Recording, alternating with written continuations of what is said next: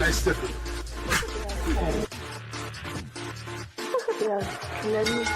Pedigree, 1, 2, 3, project you live as a champ. A last ride straight to hell, a tombstone, a choke slam. Here to give it to you raw. This is Wrestling with Savage. SmackDown, hold the title. This is Wrestling with Savage. What? Wrestling with Savage begins now.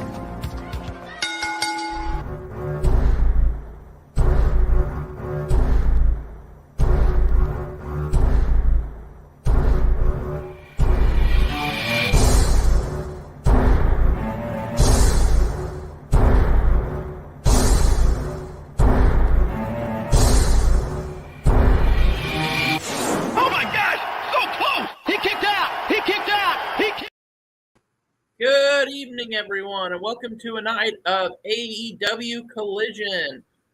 Savage has had some stuff going on with the family today, so I don't know if he's going to be on here or not. Who knows? But it's time for Collision, so it's been a lot of wrestling today. Money in the Bank, now we've got Collision, just a lot of stuff. So let's see what we got tonight.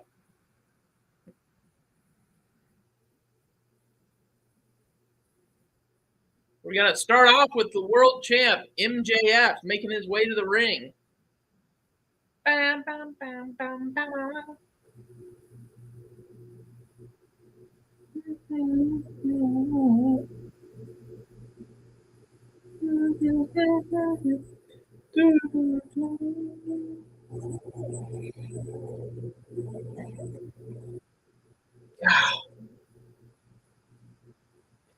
It's crazy to think about how talented MJF is at such a young age.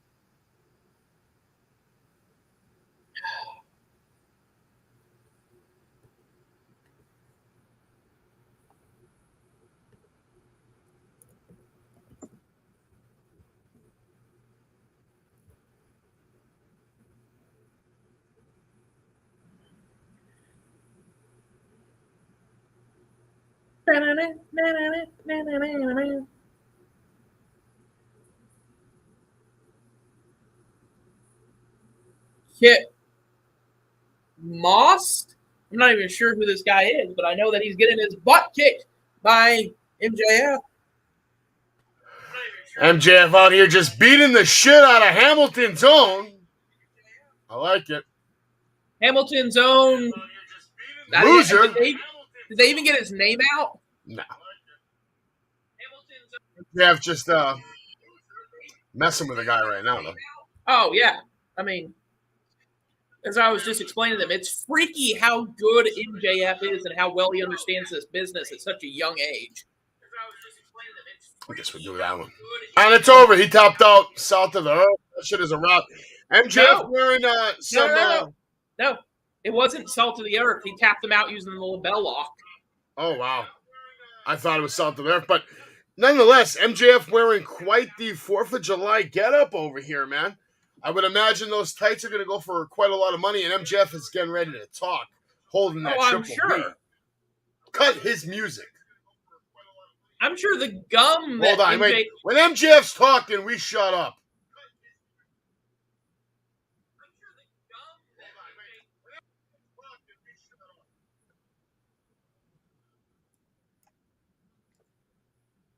You heard that, Travis? When the fucking champ is on the mic, you keep your hillbilly mouth shut.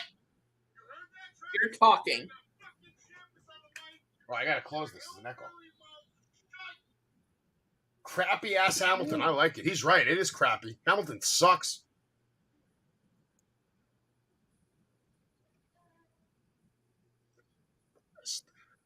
The most worthless. Dumbest, most worthless pieces of trash he's ever seen in his life.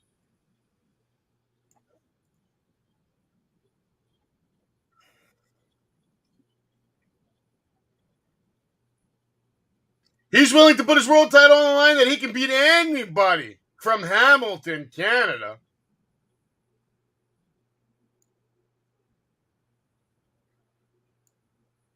Who's coming out? Some fat guy? Oh, the fat guy's coming out. He's calling him a fatty, Travis. That's sad. I mean, I don't know who this dude is, but okay. And now Ethan Page is kicking him out. Ethan Page is coming, saying, nah, I'm taking this title shot. This should actually be a great match. What a great way to start off Collision with MJF kicking the crap out of somebody. Kicking the crap out of somebody, and now we get to see Ethan Page in action. And now we get to see a real match. Oh, and Ethan Page just smacked the mic out of his hand. Interesting. We're not doing this crap. Not in Hamilton, Ontario, he says. So obviously he's a little fond of Hamilton, Ontario.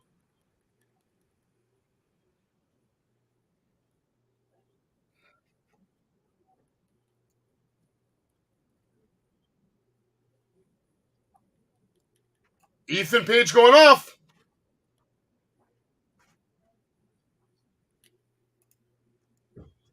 Like it. This is good.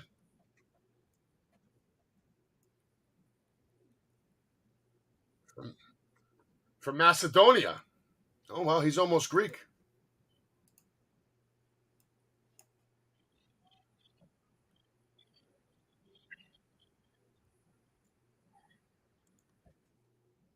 What else is MJF saying? My shit cut out. MJF saying anything good? Travis? Huh? What's MJF saying or to Ethan Page? Because I my shit cut out. Oh, Ethan Page is saying that he moved here, all that. He was told by his trainer, don't listen to the lazy, the spoon-fed, everything MJF is. Because he says, you're right. I'm not on your level because I'm not bare minimum. Wow. Strong words. Are we getting a match out of this now? I don't know yet. He says, so listen up, Max. Curious to see if we're going to get a match out of this. I'm very interested to see Ethan Page versus MJF. He's many things, but he is not the world champion. Because when this company needs something, they never call you. You know who they call? They call Ethan Page. Interesting.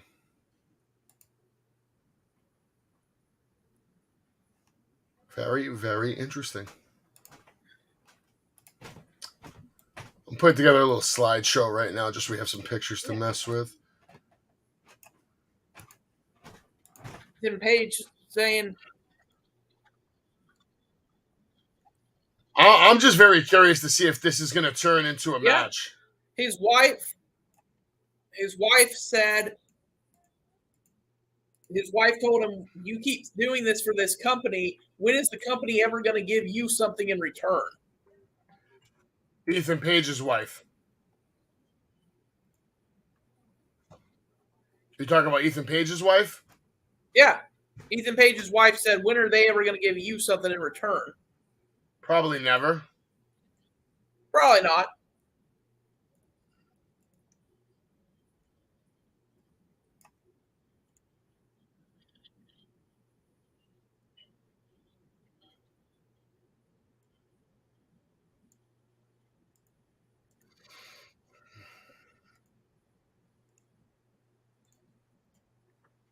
Yeah, so we're getting a match. And it's starting right now? Yeah. Nice. AEW World Championship.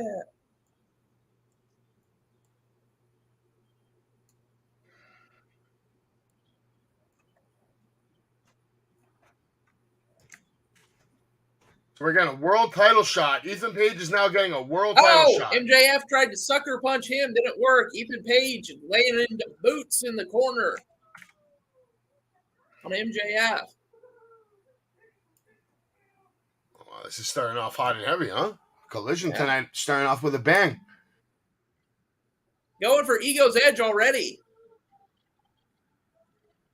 Oh, MJF fights out of it. Chop block. We got a lot of comments going down. We want to give a shout out to everybody in the comments. Tell him Freddie sent you. What's going on? Melinda Ford, shout out to you. Great promo. Says, tell him Freddie sent you. Mick Thomason in the house. Appreciate you all being here for AEW Watch Along. Ethan Page taking on MJF right now.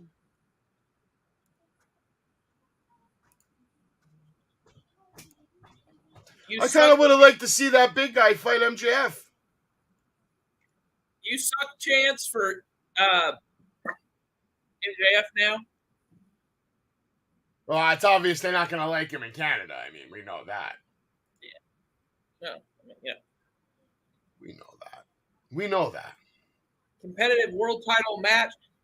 Ethan Page laying in blows to MJF. MJF goes back. Ethan Page with a jawbreaker. And of course, the ref MJF pulls the ref in front of him, then stomps on Ethan Page's ankle. Now, of course, I don't think Ethan Page is in AEW Fight Forever. Is he my gosh. Super kick in the corner to an Alabama slam. And now he's going for, single leg Boston Crab. Yeah, he's got that single crab locked in while Ethan Page doing his best to fight to those ropes. This looks like more like a Monday Night Raw with the red ropes. I guess they're trying to really just go red on the color theme for Collision between the logo and the colors and the scheme. It's yellow, red. I think it would have been nice if they would have did maybe yellow ropes, like top yellow and the middle red maybe. But they went full out red, which kind of feels like, trying to bite off Raw a little bit. Yeah, which, I mean, I'm not sure that, look, I'm not really sure that I would say the last 2 weeks I've enjoyed Collision better than I have Dynamite, honestly. But at the same time, it seems to me like you wouldn't want to try and have your B show trying to attack what many would tell you is the flagship show of your opponent. Yeah, right now we're watching MJF. He is in action taking on Ethan Page, who's doing his best to fight out of it. MJF goes right back to sitting on him, applying pressure on that single. Oh, but Page gets it turned around and now laying in blows to MJF's head. MJF goes right back to that single leg Boston Crab. He's applying a lot of pressure right there, trying to make him tap out here. But Ethan Page putting up a fight.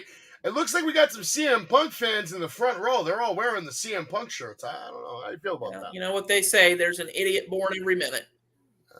Probably every second, but I know, I was just trying to be nice. Now, Ethan Page is someone that should be in this game, and he's not. Yeah. He should. I mean, a lot of people should. Samoa Joe should be in the game. Let's see what happens when we put MJF versus Powerhouse Hobbs. Let's see what the computer thinks is going to happen here. I'm very interested to see the results. Just remember that if you do a computer match and it says the title match, if Powerhouse Hobbs wins, he can take that title off of MJF. I'm okay with that. It's just the game. It's just the game. Oh, I am too. So just real quick, I'll show a couple of shots. Some matches we're going to see tonight here on Collision. Obviously, AEW All Out is Sunday, September 3rd at 8 p.m. Finally, a pay-per-view at the beginning of the month. I'm kind of excited about that. Looks like it's taking place in the United Center at Chicago. So we're going to get MJF, obviously, is in action right now. Miro's going to be in action. We're going to see Kenny Omega versus Wheeler Yuta next week on Dynamite. But tonight, Collision, you're going to get Statlander versus Lady Frost. You're going to get Dustin Rhodes versus Powerhouse Hobbs. You're going to see Roderick Strong taking on Samoa Joe, and CM Punk will be a special guest commentary. There's a shot right there of two heavyweight champions of the world, both former, actually, Alpha is the current Outlaw heavyweight champion of the world. Homicide is former Outlaw heavyweight championship contender. And he's actually headed, if you know Homicide, Travis, he's headed to New Japan. Oh, nice. He's headed to Japan right now. He's on the plane right now, going to do his thing. It's going to be good times. And there's me and Jimmy Hart. If you didn't see any of the pictures yesterday, Travis, there's me hanging out with Jimmy Hart, that microphone in hand, meeting the fans. Jimmy Hart having a great time at the Rest of the Universe with all the fans. I hear he's a really nice dude. He's beyond a nice dude, man. Really good dude. Really, I'm glad really to hear that good because dude. sometimes you think, oh well, this guy's going to be a nice dude, and then you get kind of like, eh. No, he's a really good dude. It was awesome to hang out with him and meet him. I can't wait to spend more time with him in September. I'm going to get the whole weekend with him. But there's your card for Collision. I'm curious to see who Miro's going to take on. Dustin Rhodes versus Powerhouse Hobbs. Another interesting matchup. I doubt Dustin's going to win. I feel like it's a Hobbs time. Roderick Strong versus Samoa Joe is probably the most interesting matchup of the night, to be honest. I would like to see Roderick Strong win. Don't get me wrong, I love Samoa Joe, but I'd like to see Roderick Strong get used a little better. I'd like him to come off and have a strong start, man, so this way the pairing of him and Adam Cole makes sense. Adam Cole's a heavy contender. Yeah. Beautiful cutter by Ethan Page. Well, I think, if I remember correctly, didn't he beat Chris Jericho in his debut? Yes. But so did Action Andretti, and where's he now? So Action Andretti, last I heard, I think he's injured. yeah.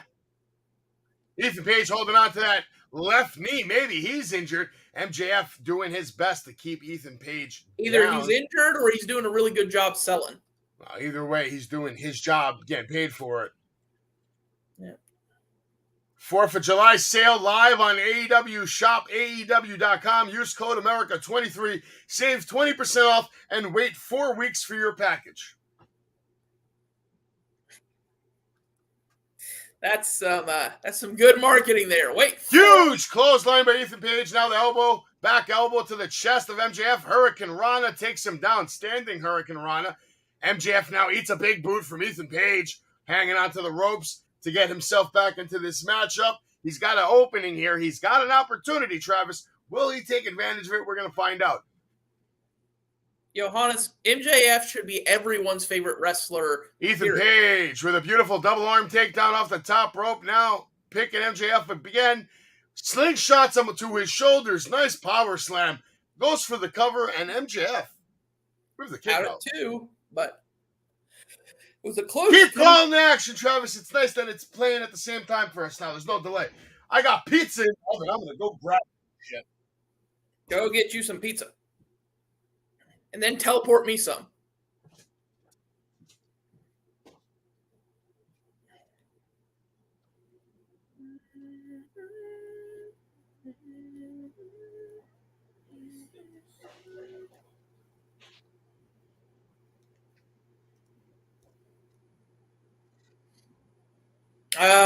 Ethan Page rolling under the bottom rope.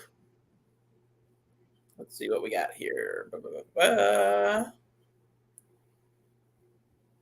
Ethan Page going to the top rope. Seems like a mistake to me, but okay.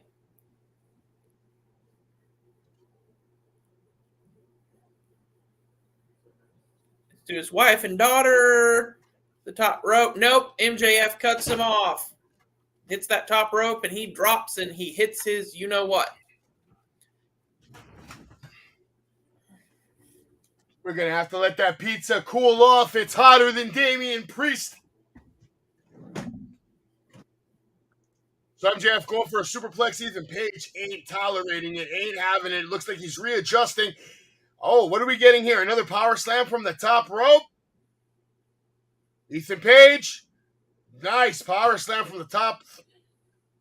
Takes MJF down hard, but it looks like he might have done some damage to that left knee. We're watching the replay right now. Let's see the left knee. Ooh, tough landing, man. All those bumps from the top rope, Travis, any one of them could literally bust your knee out.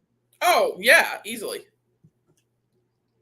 You know, that's why when I see wrestlers without knee pads doing these crazy bumps, it always makes me cringe. Always. I gave a frog splash once at the tender age of 15 years old without a knee pad. And short story, I never ever did it again. No, I thought I blew up my knee. I felt it buckle. And not just the top rope stuff too. I mean, look, I tried doing it. I was on the indies for about a year before I found out I had to have like 4 foot surgeries. Man, I tried doing it one time. That buckle bomb Seth does is no joke. I can see how he tore his knee doing that. 100%. Any move, bro. Even just getting into the ring, you could tear something. You got to be careful at all times. That's why it's so important to have chemistry, Travis. Yeah, and I know this is going to sound stupid to say this, but you know what? You could slip and fall getting out of your bed in the morning and end up in a wheelchair for the rest of your life.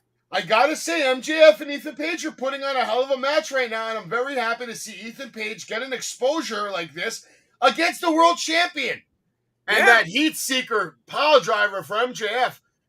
And I love how he's turned it into a finisher. He just put away Ethan Page with the signature move.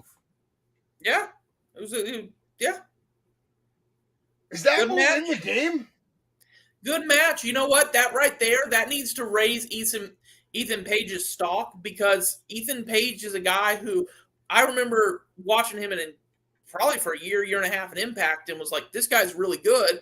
Then AEW signed him. I was like, oh, cool. So he's going to probably be pretty big in AEW, and then nothing.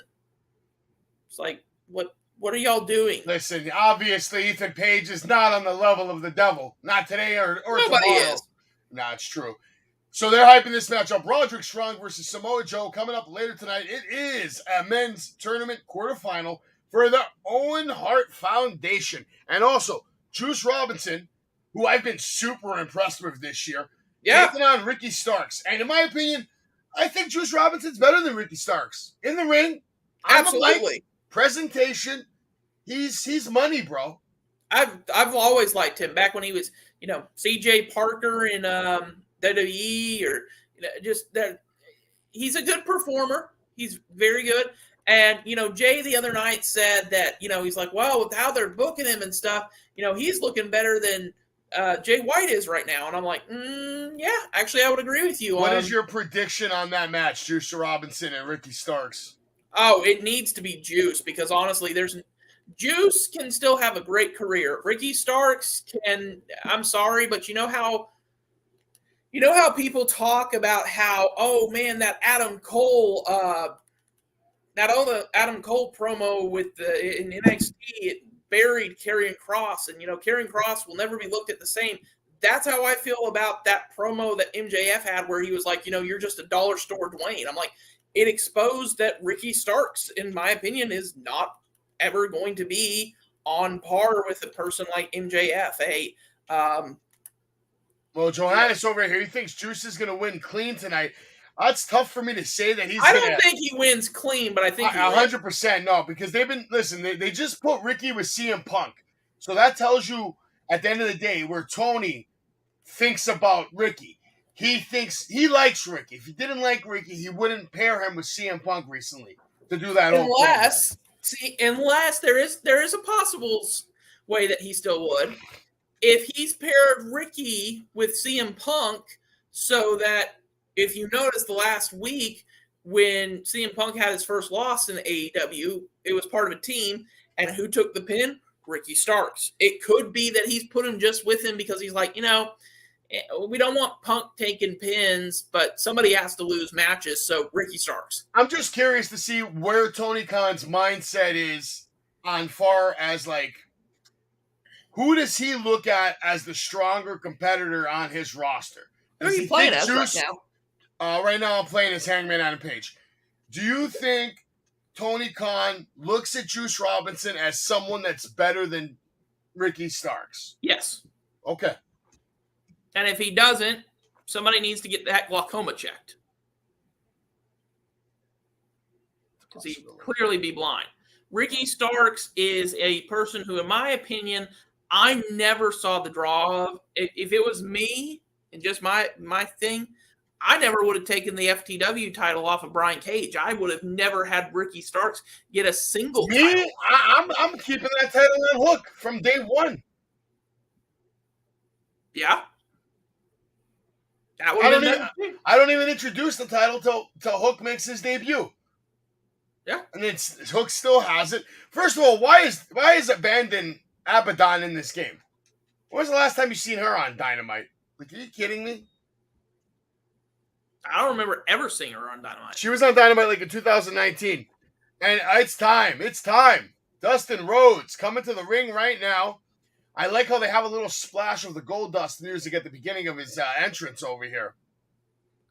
Now, here's a man, Travis, whether you agree with me or not, is someone that should have held the WWF World Championship.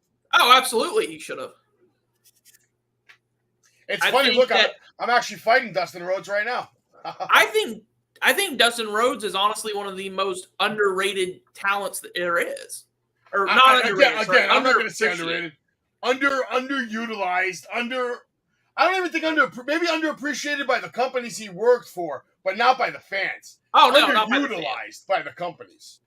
I mean, to this day, and I'm going to be honest with you, to this day, I still do not understand what in the hell they were thinking with that 7 gimmick. They were thinking that he was going to love it and want to probably be like an Undertaker gimmick, which... Yeah, because, I mean, who doesn't want to be seen as a child molester, right? Listen, that promo he cut as 7 was one of the best live promos of all time. I'm not disagreeing with you, but the gimmick itself, that was a great Well, the promo was only because of the gimmick. If it wasn't for the gimmick, he wouldn't have cut that promo. Okay, so from what I have read, they didn't fully explain it to him, and at first he thought it was just going to be like he was a creepy guy and all that stuff. Then they explained that they were like, oh yeah, and it's going to turn out he's not just a creepy dude stalking kids. He's an actual like full on child molester, like Freddy Krueger was, and he was like, yeah, no, I'm not okay with that. But you know, I didn't even know. Where did you hear that was the gimmick? That was in an interview where they were talking with him. And that's what he said. They like a legit, like, come on, that can't be real. He really said that in an interview? He was like, they wanted it to be, they even said like a Freddy Krueger type thing. And he said, you got to remember, he said they changed it later on, but in the original draft, Freddy Krueger wasn't just a child murderer, he was a child molester as well. And yeah, but that really didn't come into play until the modern Freddy came out, though. No, but the original draft that Wes Craven wrote, he was going to be a child molester, but should have been. Bottom line is the original 5 movies, 6 movies had nothing to do with that shit. They bring that shit into play full force with the modern movie. Oh yeah, which I wasn't a fan of, by the way. No. Robert Englund is the only Freddy I acknowledge. The original Nightmare on Elm Street can be compared to any other iconic horror movie. It's just as good as any horror movie. Oh, absolutely. If not better. Absolutely. I haven't liked any of the remake of these horror movies. Example, because I like the old ones as well. Friday the 13th remake. I honestly still complain about this to this day. I'm like, in what world do y'all go, it's a Friday the 13th movie, let's have more topless women on the screen than Jason? I mean, look, I know that the topless women were part of it even in the 80s, but come on, you didn't have more of those than Jason. True. And see, these fatal four-way matches are hard, man. How are you supposed to win this shit? I love. Oh, that was cool. I didn't even know you could do that. I love some of the. Did you see Hangman Adam Page just do a double headbutt? I did. That's pretty cool. Okay, wait. So are you in the casino match? Is that what this is right now? I know. I think it's just a fatal 4-way. Okay. Because I found out in the casino match, if you get them down to blue adrenaline or stamina or whatever, then they just instantly go, okay, they go over the top rope and you don't even have to try and eliminate them. So I had to do it like 3 times before I could finally get through it. And it was weird to me too that I was like, wait a minute, I didn't clear the casino battle royale with Chris Jericho, but I managed to do it no problem with Adam Cole. I was like, okay. Hobbs now placing Dustin Rhodes on the top rope, has a nice shot on him. I don't know what he's going for. It looks like he's going for some kind of gorilla press slam. Dustin Rhodes having some problems pushing up. Hobbs doing his best to get him up. Countered by Dustin, shoves him into the ropes. And, of course, QT Marshall playing games with a distraction on Dustin as Hobbs comes from behind with the nice attack. So I got a question for you. Do you think we see Will Hobbs as a like world champion one day, or do you think that they damaged him so badly with that loss to Wardlow that there's no Good point? question. I'd like to see him as a world champion, but I don't think it's anytime soon.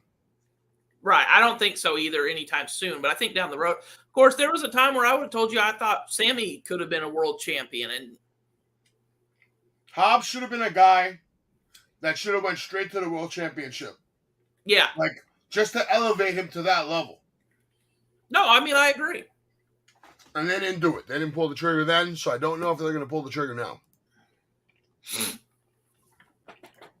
Man, plus his theme is probably one of, if not my favorite in AW. That that powerhouse. Dude, Hobbs is the full package. He can talk. He looks like a power wrestler. He delivers everything with conviction.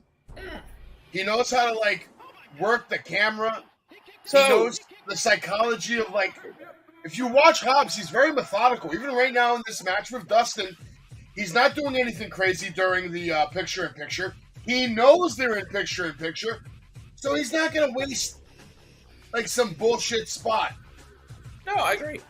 I've got a question for you. He's good. He's well-rounded. He's one of the more well-rounded superstars. Got a question for you, because they just showed a commercial for it a little bit ago, and you're maybe a little bit older than me. Not a lot, but maybe a little bit. Do you have any interest whatsoever in Dial Destiny, or are you like, no? Who? The new Indiana Jones. No. Yeah, I'm the same way. I have zero interest. As far as I'm concerned, there's only The three last Indiana Indiana Jones was terrible. So, I mean... Like I said, as far as I'm concerned, there's only 3 Indiana Jones movies. I don't know, Mick. We got to figure something out. We'll get you on one of these episodes. Of course, Mick got a little testy. He had to go in timeout for a little bit today. Oh, why? Oh, he said something about you need to grow the hell up and, stop hating on everything. And I'm like, dude, I literally have said 5 matches. And he goes, well, yeah, but, you complained about this one. I said, no, Mick, you need to grow the fuck up and realize that saying I don't like one match on a card full of 6 isn't hating everything. It's hating one match. And he's like, well, you and Jay. And I was like, okay, you know what? No, time out. Had to treat him like the 5-year-old because he acted like a 5-year-old. Mine is Triple H, I am the game, and you don't want to play me. That was a good one. The Motorhead one, right? Yeah. Let's see. I'm weird. I'm actually one of the few people I know who liked the original Triple H theme. It's My Time, I think was what it was called. Of course, you can't go wrong with Chris Jericho's Break the Walls Down. You can't go wrong with anything. Jericho is one of the weirdest guys in wrestling in that he's never had a bad theme. I wouldn't say that makes him weird. Now, if we're just throwing out fun stuff in general, I've got no problem admitting this one. Personal favorite, because I've always been a huge fan of the band, so watching his old matches and finding out it was his. I really enjoyed Raven's, especially since he also had that feud with Tommy Dreamer where, they were kids and rivals then or whatever. I really liked Raven having the theme of Come Out and Play by Offspring. I thought that was really fitting for his character. Hold on over here. Dustin Rhodes over here going for some kind of a crossroads. He hits the crossroads on Hobbs. It looks like he's picking him up going for another one. QT Marshall, great distractions in this match. But you can see the difference. Dustin Rhodes now hitting a pile driver on Hobbs. Going for the cover. And it's a kickoff from Hobbs.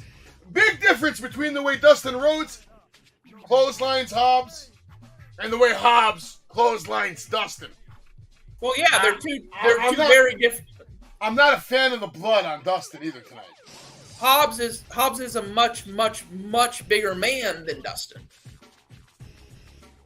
I mean, well, you ever see the old movie. What was it? I can't even remember now. Where it's John, but it's got John Cena, and he's like, "Are you Mark Wahlberg?" He's like, "Am I Mark Wahlberg? I don't look like Mark Wahlberg. Ate Mark Wahlberg." By the way, I don't think these are live, man. This match. What we're watching, Collision in general. I mean, it's live. You're saying you think it's pre-taped? I think this was taped, yeah. Okay, maybe it was. I don't know. Because usually, first of all, Canadian Destroyer by Dustin, kick out by Hobbs. Usually when it's live, they always have that little symbol that says live. Man, AEW has made the Canadian Destroyer look so freaking weak. It's like an arm drag now. Yeah, it's like, or a super kick. You know, oh, look, what time is it? It's time for another super kick. One thing I don't like is too many wrestlers use the same moves. Yeah. I mean, and certain ones can't be avoided. Like lariats can't really be avoided because that's a pretty basic move. But we're not talking about melee. We're talking about grapples. Grapples, yeah, and finishers. I don't like when we see like 4 wrestlers use the same finisher.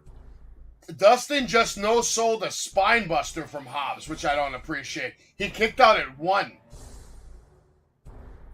I don't know if that's no selling or if it's just like he's fired up, but regardless, it's a 1 count from one of the best looking spine busters in the game. Oh, the best looking now that Triple H is gone. He did have the best. I also like Scott Steiner's spine buster. Yeah, Scott. Hobbs now with a fireman's carry on Dustin Rhodes, fighting his way out of it. Dustin Rhodes going for a snooplex, armbar, shoving to the ropes by Hobbs. Goes for another clothesline, duck, power slam by Dustin Rhodes, goes for the cover. Hobbs kicks out after 2. They're giving these guys some time. This isn't a short match. I mean, they should. Dustin is an absolute legend, no question. And Hobbs is a guy who, I mean, depending on how he's booked, I could see him having a really good career. But they gotta stop doing things like, oh, this QT Marshall thing isn't really getting over, so let's take the title off him. It's like, that was not Hobbs' fault. QT again with a distraction, this time a right hand to Dustin. And now the spine buster does the job this time, Travis. No kicking out this time. No. And honestly, I hate saying this, but the one that you were talking about where it was like he kicked out at 1, that shouldn't even exist. I feel like Hobbs' spine buster should be so well protected. That nobody kicks out of it ever. That's why I didn't like him. Yeah. I mean, so here we are. This is the CM Punk Owen Hart tournament. He's winning this. God no. Anyone but CM Punk. He's winning it. You know it. Deep down, I do. I mean, he wins. This is going to be a great match, Travis. Roderick Strong and Joe are going to kill this shit. Oh, absolutely. These two have a really big history in Ring of Honor, and they were both amazing in it. So Roderick Strong, when he first showed up to NXT, was putting on bangers like for 52 weeks straight. Oh, yeah. Absolutely. The thing is this. What people don't realize, and this is part of the reason why I like them, is for a while, because I still watch Ring of Honor, and they got rid of this for whatever reason, but they used to have an intro video where they would show like AJ Styles, Samoa Joe, Seth Rollins, I don't think it was Eric Young, but somebody else. But a couple of guys who now have been world champions in other companies, right? And their thing said, it would say Ring of Honor, creating and shaping excellence. Now they got rid of that, and I'm like, no, y'all should have kept that. Y'all should have been kept it and been proud of the fact that it's like, guys, think about how many famous people Dude, they don't care. They're not the original owners, so they're going to change it to their vision. But what you should do is acknowledge the fact that the Redeemer is on stage. I looked away for a minute because I was playing my game. But yes, the Redeemer, God's favorite champion. 2 weeks in a row. I'm still not sure how I 100% feel about the whole Redeemer gimmick. Like, at some point, I've got to get answered, like, who is this? What do you need to get answered? He is here to redeem his entire life and career. He is the Redeemer. It's time to redeem his legacy. So This is a guy who should have been the WWF champion of the world. So hold on. I want to make sure I understand. Is your thought that he is here to, like you said, redeem his career? Because the way he sometimes talks about it is he's like, you will know fear and you will know the power of my God when I am the Redeemer. And I'm like, for years, like for a while now, I've been like, is he redeeming himself or other people? I don't really get it. No, he's redeeming his career, man. That's how I look at it. That's my perception of it. Oh, no, it I like that. Might not be the truth, but that's how I look at it. No, I like that better. I think that's a better gimmick. I love how he comes out with a high stance, like, you know, Muay Thai, kickboxing. This guy looks like he's ready to go film Bloodsport 2. Oh, yeah. He looks like he can go win the Kumite. I'll say this. They didn't do the rivalry the right way, in my opinion, because they brought in Sting and Darby Allin and blah, blah, blah, blah, blah, blah, blah. I would like to see a good one-on-one feud between Miro and Alistair, or between Miro and Malachi at some point. Because both of them have I got no problem with that, but Miro right now has to go against guys that he's just going to squash for a minute. Yeah, just destroy. Malachi's not going to be one of those. So did you hear, so AEW, you know, is still expressing interest in, like, this person interests me, I'd like to see this person, you know, send me tape of this guy, whatever. So I was reading something yesterday saying that AEW has expressed an interest in Speedball Mike Bailey. Awesome. I feel like he'd be a good fit for him. Crazy? He's better than 90% of the guys on the roster. Oh, absolutely. He's better than 90% of the guys on the roster, and I hate saying this, but even under this new regime of Triple H and all that, I still feel like if he ever went to WWE, he would be another just mid-carder guy who gets lost in the shuffle because of his size and appearance. I don't know what they would even do with him there.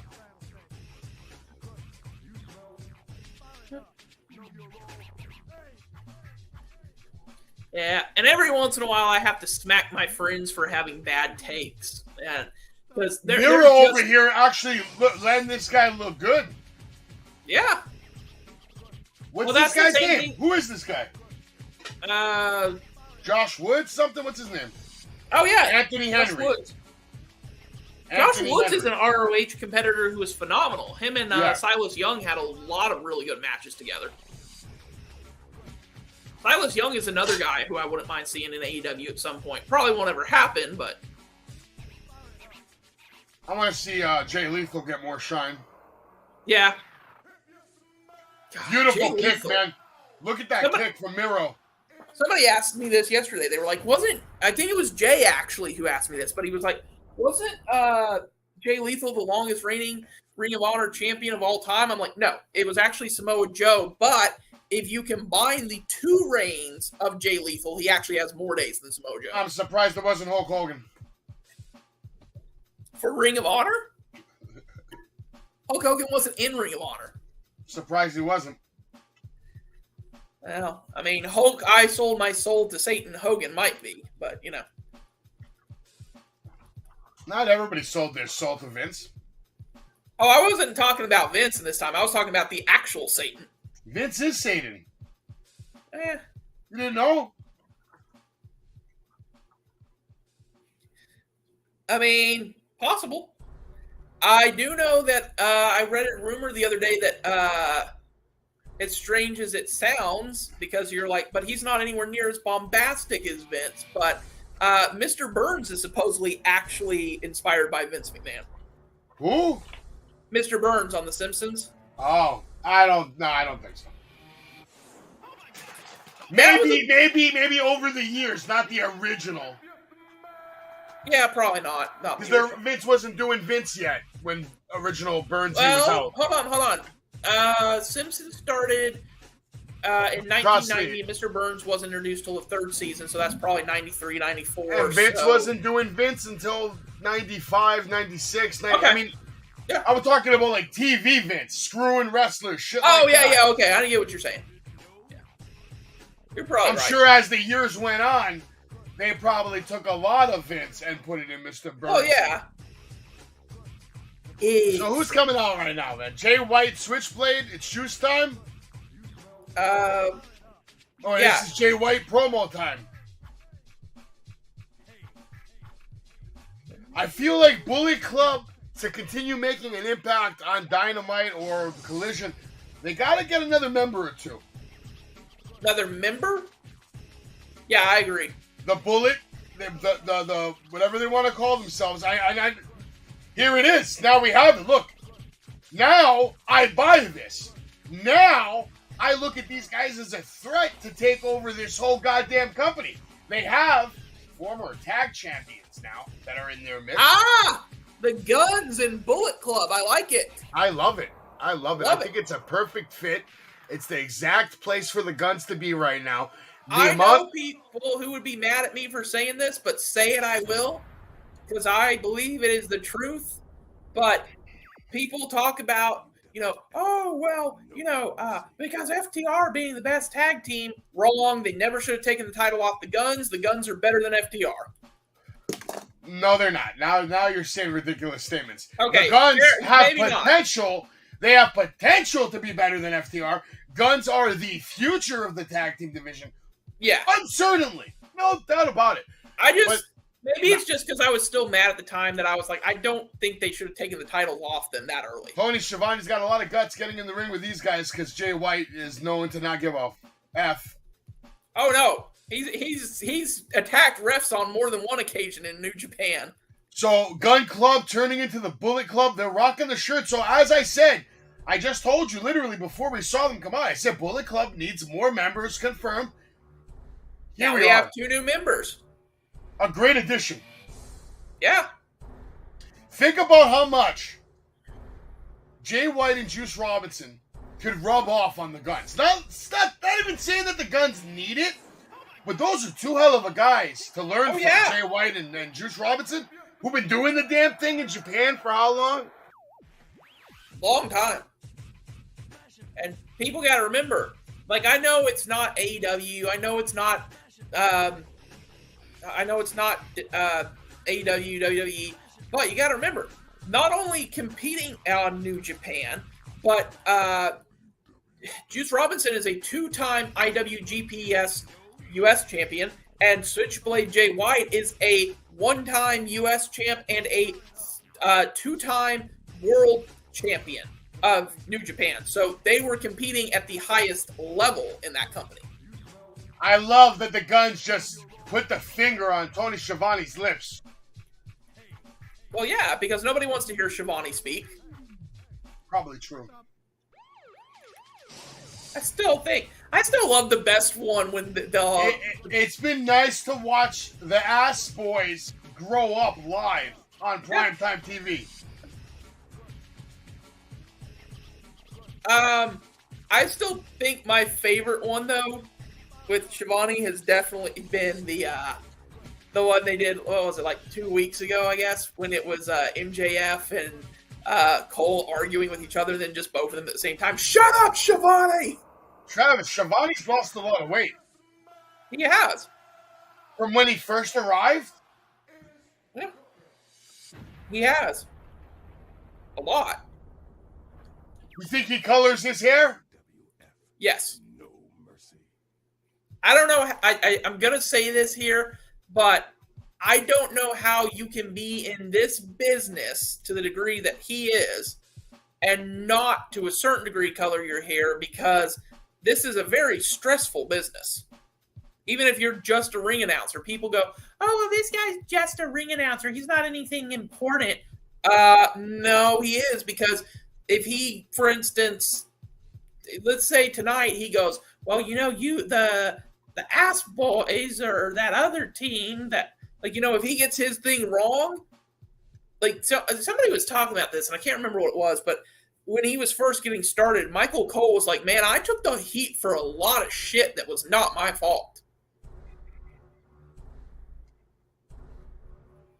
Juice or Jay turn on themselves? No! You can't turn on yourself. If you're part of Bullet Club, you're Bullet Club for life. What's wrong, Melinda? How you doing? Everything okay? Jay White shitting on Tony Schiavone as usual. Everyone shits on Schiavone. And is it really shitting on him, or just being accurate? It's a little harsh, but I like it. I like that Jay White's calling out Punk, though. I can explain something very, very easily here. You ready? Schiavone is to AEW what Brian Saxton is to WWE. He's that guy everyone's going to shit on because it's just part of the gimmick. Not a bad comparison, but I think Byron Saxton's improved. Oh, yeah, and he's definitely better than Schiavone.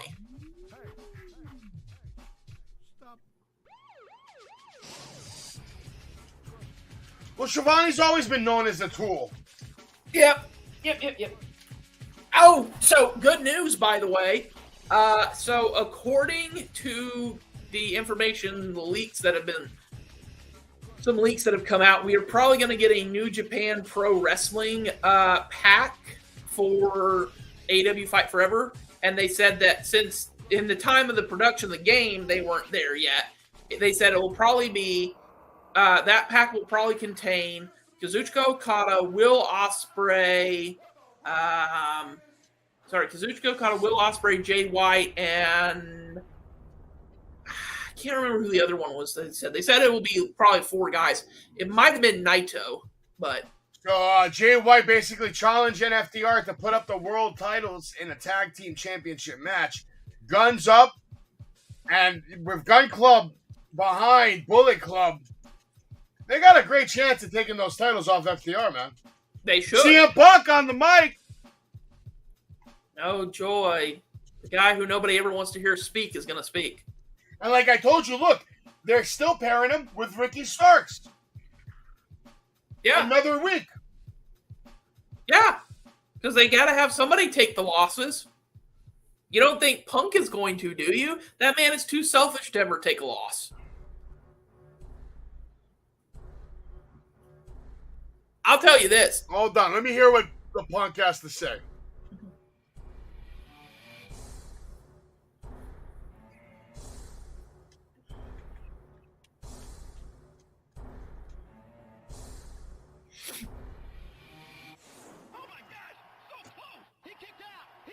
Goddamn fly.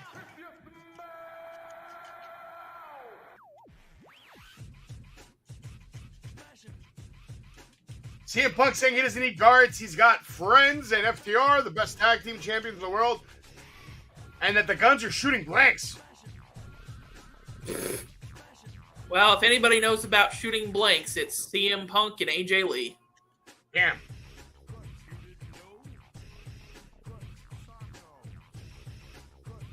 Saturday nights, all right for a fight.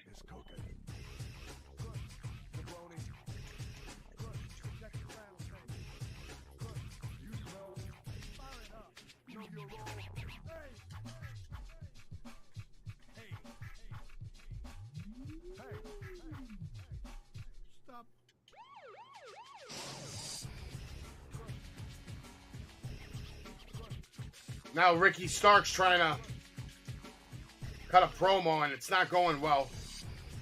Of course not. Top guys out. All right, so we got a lot to take from there. Ricky Stark's talking a bunch of shit. Yes, he was talking a bunch of shit. And it wasn't about his opponents. It was just he was talking shit. Well, it's coming up right now. Ricky Starks versus Juice Robinson. Owen Hart, quarterfinal. You know what's funny? A lot of people think that I don't like CM Punk because of the whole Young Bucks Elite thing. Nope. The reason I don't like him... Ricky's winning this match, though. No. Yes. You want to know why? Because he's paired with the single worst human being to ever exist. No, because last week, Ricky Starks over there took the loss with CM Punk. And he should forever. Maybe. But if I'm thinking about Tony Khan's booking, they're going over tonight. Anyways, no, the reason I don't like CM Punk actually has very little to do with the Bucks. What it has to do with is the fact that, like, saying, okay, this guy made a mistake, I don't want to work with him again, I can understand that. But to spread the rumor that because he thought you called an audible for a kick out, which he thought he did, to spread the rumor that Bobby Fish is unprofessional because he made a mistake, that's where I started turning against Punk, was the fact that it was like, are you kidding me? Really? I'm like, it's one thing for you to say, I don't want to work with that guy again. It's another to start saying, well, he's unprofessional and people shouldn't work with him. You got to remember, all that was a shoot. None of that was real. It was with all Fish, work. I think it was. Nah, everything you see on TV, my friend, is a fucking work. Trust me. But that's what makes it good. The fact that you believe it's real, they got your ass, man. I don't know. Here's the thing. I'll say this. I don't like... Hold on a second. You realize this is a TV production, right? I do. But I realize that, but I also realize that there's a difference between that and on Twitter calling someone the CUN word. It's all part of it. I'm telling you. And even if it's not, Travis, you know what they do? They take the little kid drama that these idiots get involved with on social media, and then they make it part of the story. They just shoot along with it. So even if it's not a work, it quickly becomes a work, is my point. Yeah. Even that media scrum. If that media scrum with Punk was genuine, which I don't think it was. I think it was premeditated. They knew what they were going to do. But even if it wasn't, they sure as shit used it to their advantage. Oh, they made it a work. Of course. Because, and this may sound kind of, some people may think this kind of sounds tacky saying this, but here's the thing. Well, CM Punk did this and this and this, and this was morally wrong. At the end of the day, businesses don't give a shit about morals. You know what they care about? Money. That's all they care about is, are you making me money? Yeah, and CM Punk is making them money. Yeah, he is. I mean, I'm not lying. I'm not saying that you're wrong. He's absolutely making them money. A lot of money. Yeah. Damn. Goddamn John Moxley. Come here, Kenny, you son of a whore.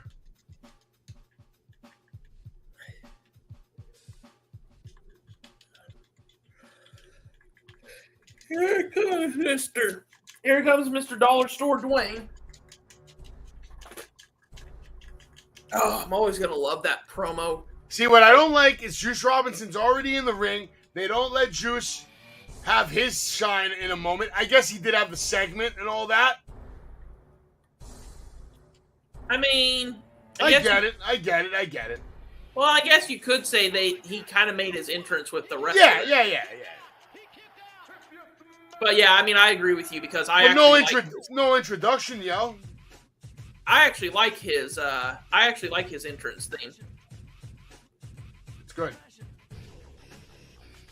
You know what I do wonder? I wonder if we're ever going to see Lance Archer again in AEW. I think we will. I think you're going to see him this year. I hope so. I like Lance Archer, and I always have. He's one of the best big men they have. Oh, yeah. When WWE released him, I was like, are you kidding me? He's literally everything Vince likes. He's fast, he's strong, he's smart, he's athletic. It's like, what in the were y'all thinking?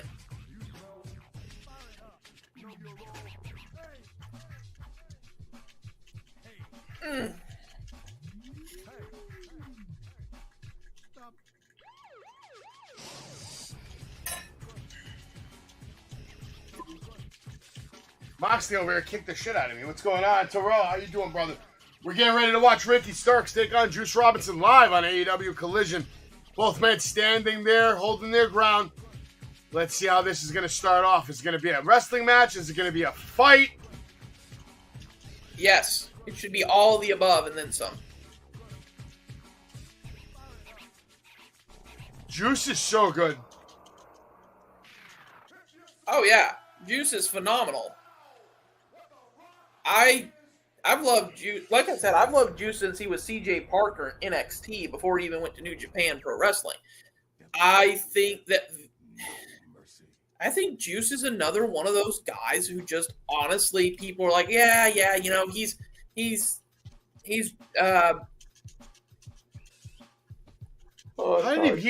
Moxley just pinned me off a clothesline. What difficulty are you playing on? I think it's on hard or whatever the hell. Oh, well, there you go.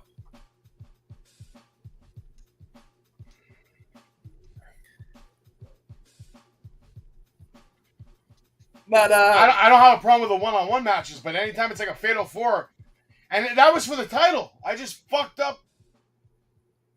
It doesn't matter. Juice Robinson now working on the midsection of Ricky Starks. A couple of shots in the ribs. Sends him off into the ropes. Ricky comes back. Shoulder block. Take it down, Juice. Juice. Back up. Leapfrog over Ricky. Ricky trips. Botch time. You see that? Yeah. Is that real? Is that a spot? Yeah. No, the reason I said it doesn't matter is even if you win the title on Road to Elite, you get to see one cutscene of your guy holding up, being like, yeah, and that's all you're ever going to see. You never get to see him come to the ring with it. You never get to see him, you know, anything of value. Oh, this is it. This is end the Road to the Elite. Yeah. That was whack. Like I said, Road to Elite is a mode they need to add more to. Yeah, that was unsatisfying, to be honest. I would have loved if they would have put, like, a little more storyline in everybody's roads to make it more unique. Mm-hmm. So that road is over. I can't even do it again. It's done. It's deleted. Yep, you have to get a new character. All right, well, whatever. You got to do it 10 times. At least it doesn't take forever. Yeah. The thing is, I get what they were going for and that it was kind of supposed to be like a season mode. Oh, now I can do Elite difficulty. Cool. Because you did so well with the hard. Hey, one-on-one, I'll win. Yeah, I know. I'm just messing with you. They were going for like a season mode, like what you found in, you know, the SmackDown versus Raw, the No Mercy, that kind of stuff. And I get what they were going for, but the thing that people don't remember is the season mode in SmackDown versus Raw, even the original one, was surprisingly long. I'm trying to buy everything. Won't be able to do it on this run. I'll probably need like another 150,000.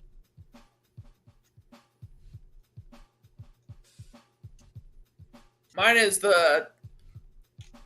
my character's entrance. Let's see. It's his motion is just he comes out and does the whole like gun finger thing with one of his eyes closed or like a wink or whatever. That's the motion. The entrance music is my personal favorite AEW theme, which is PAX. I've always loved PAX theme. And then what was it? Mick, not only am I gonna play your video, but I'm gonna cut off Travis. Wrestling. Oh my God. Well, Sabbath. Look over Sabbath. There you go, buddy. Wrestling. Happy Mick Thomason, you crazy fucking bastard. There you go. There's your video. Anyway. Be nice, Travis. I saw that middle finger, you bastard. Yeah, you did. You know why? Because I didn't You know even what? try and hide it. You could make a cartoon right? And make Mick one of your cast members. And then every episode, those bastards, they killed Mick Thomason. You bastards. No, I'll get sued for that. No, you won't. Why? It's not Kenny. I know, but anyways, and then let's see. The Titantron is the one where it was Jericho's. You know. Hey Mick, Travis. Nowadays, if you're not getting sued, you're not doing your job. Ain't that the truth? All right, the rich people get sued. If you're successful, you're gonna get sued. It doesn't matter. So everybody that's striving for success, be prepared to be sued. Did you ever watch the show? And I think it's on. I know it's on Amazon Prime. It might be you can watch it on web play, but it's called Billions. Yeah, Billions is a good show. Yeah, but it's a great show. But I'm thinking of that very first episode where he's like, "I got a question for you. What the hell happened? The people in this country used to salute the man in the Lamborghini. You wanted to be the man in the Lamborghini, but now having the Lamborghini is wrong." Yeah, and I'm like, yeah, like our country, when did we become a people who go, oh, well, this person did this and this and this and this is morally wrong. Like, who gives a shit? If it's legally allowable, then from a business standpoint, they haven't done anything wrong.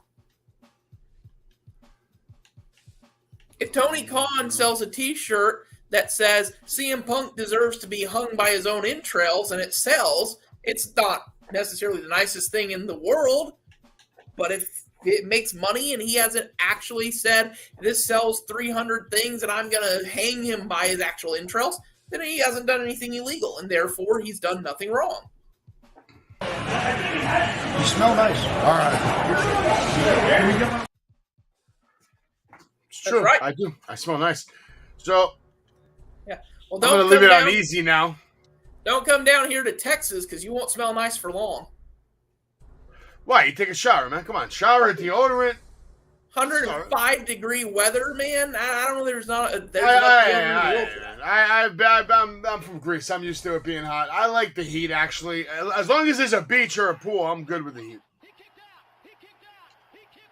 I guess. I've lived here my entire life, and I've never gotten used to the heat.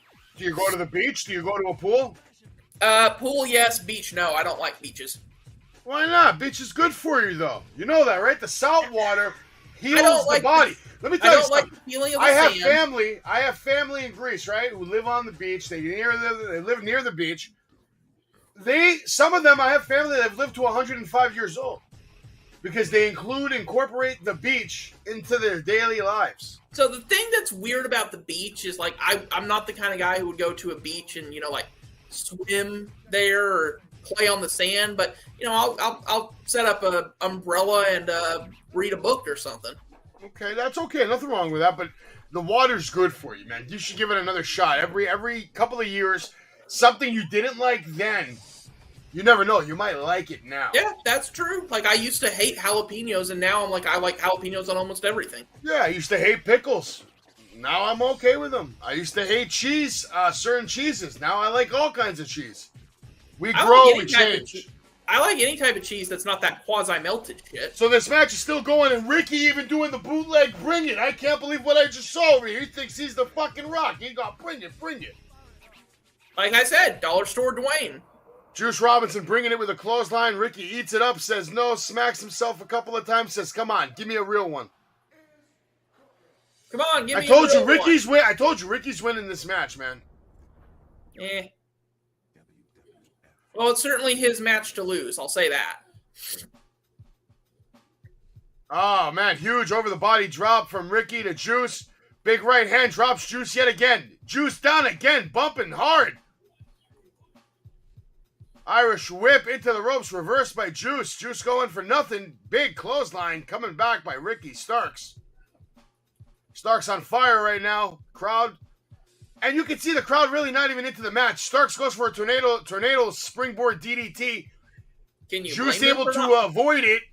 Hits a DDT of his own, dropping Ricky. Ricky no-sells the DDT, kicks up, stumbles and fumbles. What's going on here? What's a lot of no-selling? Stumbles and fumbles. That's a good name for Ricky Starks. A lot of no-selling tonight. Yeah. My biggest complaint about this game so far, lack of roster. All right, hopefully they change that soon. Ricky Stark's still working on Juice Robinson.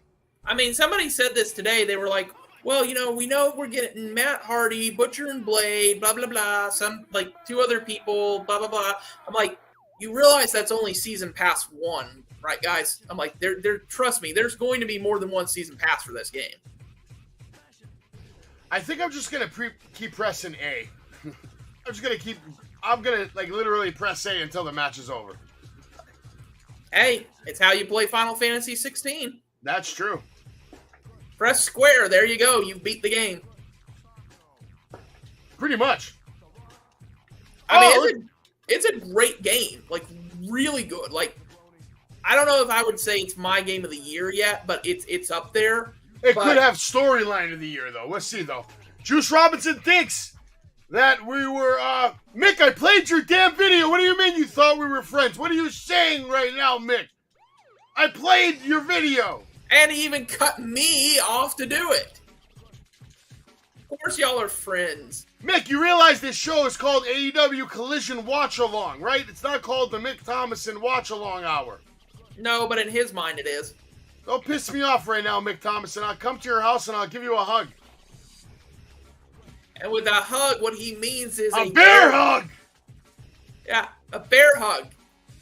And trust me, if you think you can handle a bear hug from a See, Greek now person, I'm not okay with this. Why does everybody think it's cool to just do the sharpshooter? Why can't people come up with their own original specials? Because, but how are we going to go, oh, look, that guy's doing nostalgic things?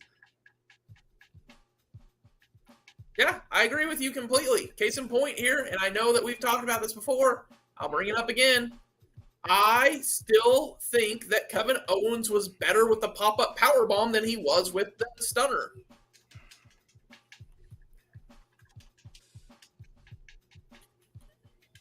It's already out. It's pissing me off, you piece of shit. Speaking of Greek people, because I'm playing Assassin's Creed Odyssey while I'm also watching this. So right, hearing everybody calling them a malaka.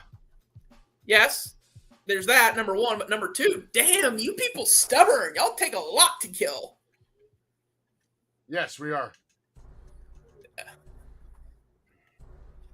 Of course, I'm the only thing more stubborn than you, so I guess I shouldn't really talk. I'm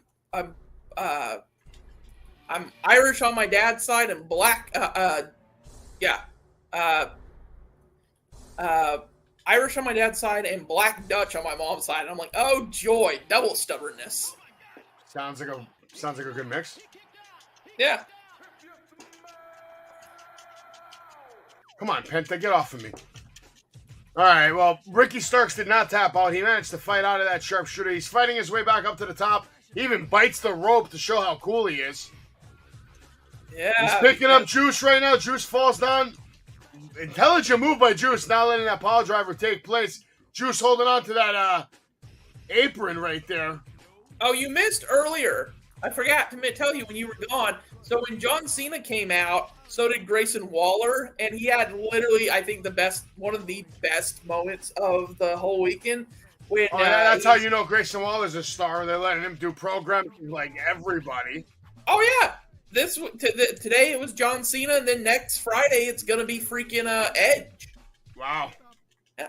But when he's like, let's bring it to them. They're such a great place. He's like, oh yeah, London. Waller was like, oh yeah, London's a great place. I mean, these fans are they're so. Oh man, it's way too easy to get thrown out in this shit.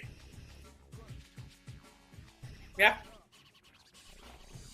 All right, Ricky holding on to the top rope, blocking the attack by Juice Robinson. Now Ricky, it looks like he's going for something off the second rope. Goes for nothing, misses. Juice Robinson hitting the rope fast, big time spear. And now see again, why is Juice? Why? Because Ricky, he's stealing his move. He's trying to be like a heel, I guess. Yeah. Even Ricky shouldn't have a spear. A spear shouldn't be in his arsenal. No. Doesn't have the size for it. Doesn't make sense. If you're telling me I'm supposed to believe Ricky Starks is going to be Hobbs with a spear? No. All right, Mick, just because of you. All right, Mick? Wrestling! Oh my God. Well, Savage. What you're getting, I'm not playing the full fucking video. Ricky Starks rolling up Juice Robinson, gets the pin. Like I told you, Travis. I told you Ricky Starks was going to win tonight, baby. And there you go, people. Once again, proof that Tony Khan doesn't have a brain cell. I told you, I know Tony's brain. I said, listen, last week, Ricky lost. He's What going are to win you this. talking about? No What way. do you mean you know his brain? He doesn't have one. He does have a brain. It's not a big one, but he has one. Now, leave Tony Khan alone. He might pay me a lot of money one day, and if he doesn't, it's going to be because of conversations like this with you piece of shit. No, you know why? Because if he's a good businessman, if he's a smart businessman, you surround yourself not only with people who will tell you, yes, sir, you're a great guy. You know exactly what you're doing. You surround yourself also with people who go, no, that's a bad idea. Don't do that. Key word there that you used is if. I heard you say if several times. You want to base my entire future, my salary, my earnings, and my legacy based on the word if. I want to base it on the idea that together we can help Tony Khan make a good wrestling product into a great wrestling product. Just for saying that, you're already fired. Tony would fire us immediately. Because he'll say, who? He'll send Ricky Starks. He'll tell Ricky to call you. And Ricky will be like, who in the hell do you think you are? I'm the guy who doesn't mind coming over to your house and showing you how people actually deal with their problems, Ricky Starks. So we just watched Ricky Starks taking on Juice Robinson. It was a good match, good time. Luchasaurus having a promo with Christian Cage. Let's hear what Christian Cage has to say live. Yeah, because we know Luchasaurus ain't going to speak. But he doesn't need to. Honestly, I don't want Luchasaurus to ever speak. I want him to stay in there and be intimidating. Ooh.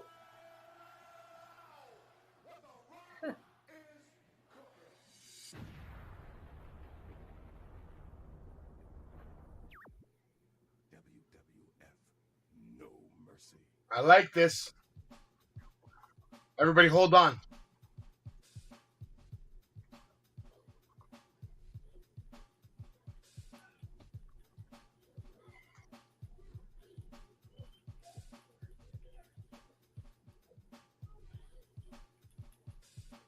Oh. Ooh.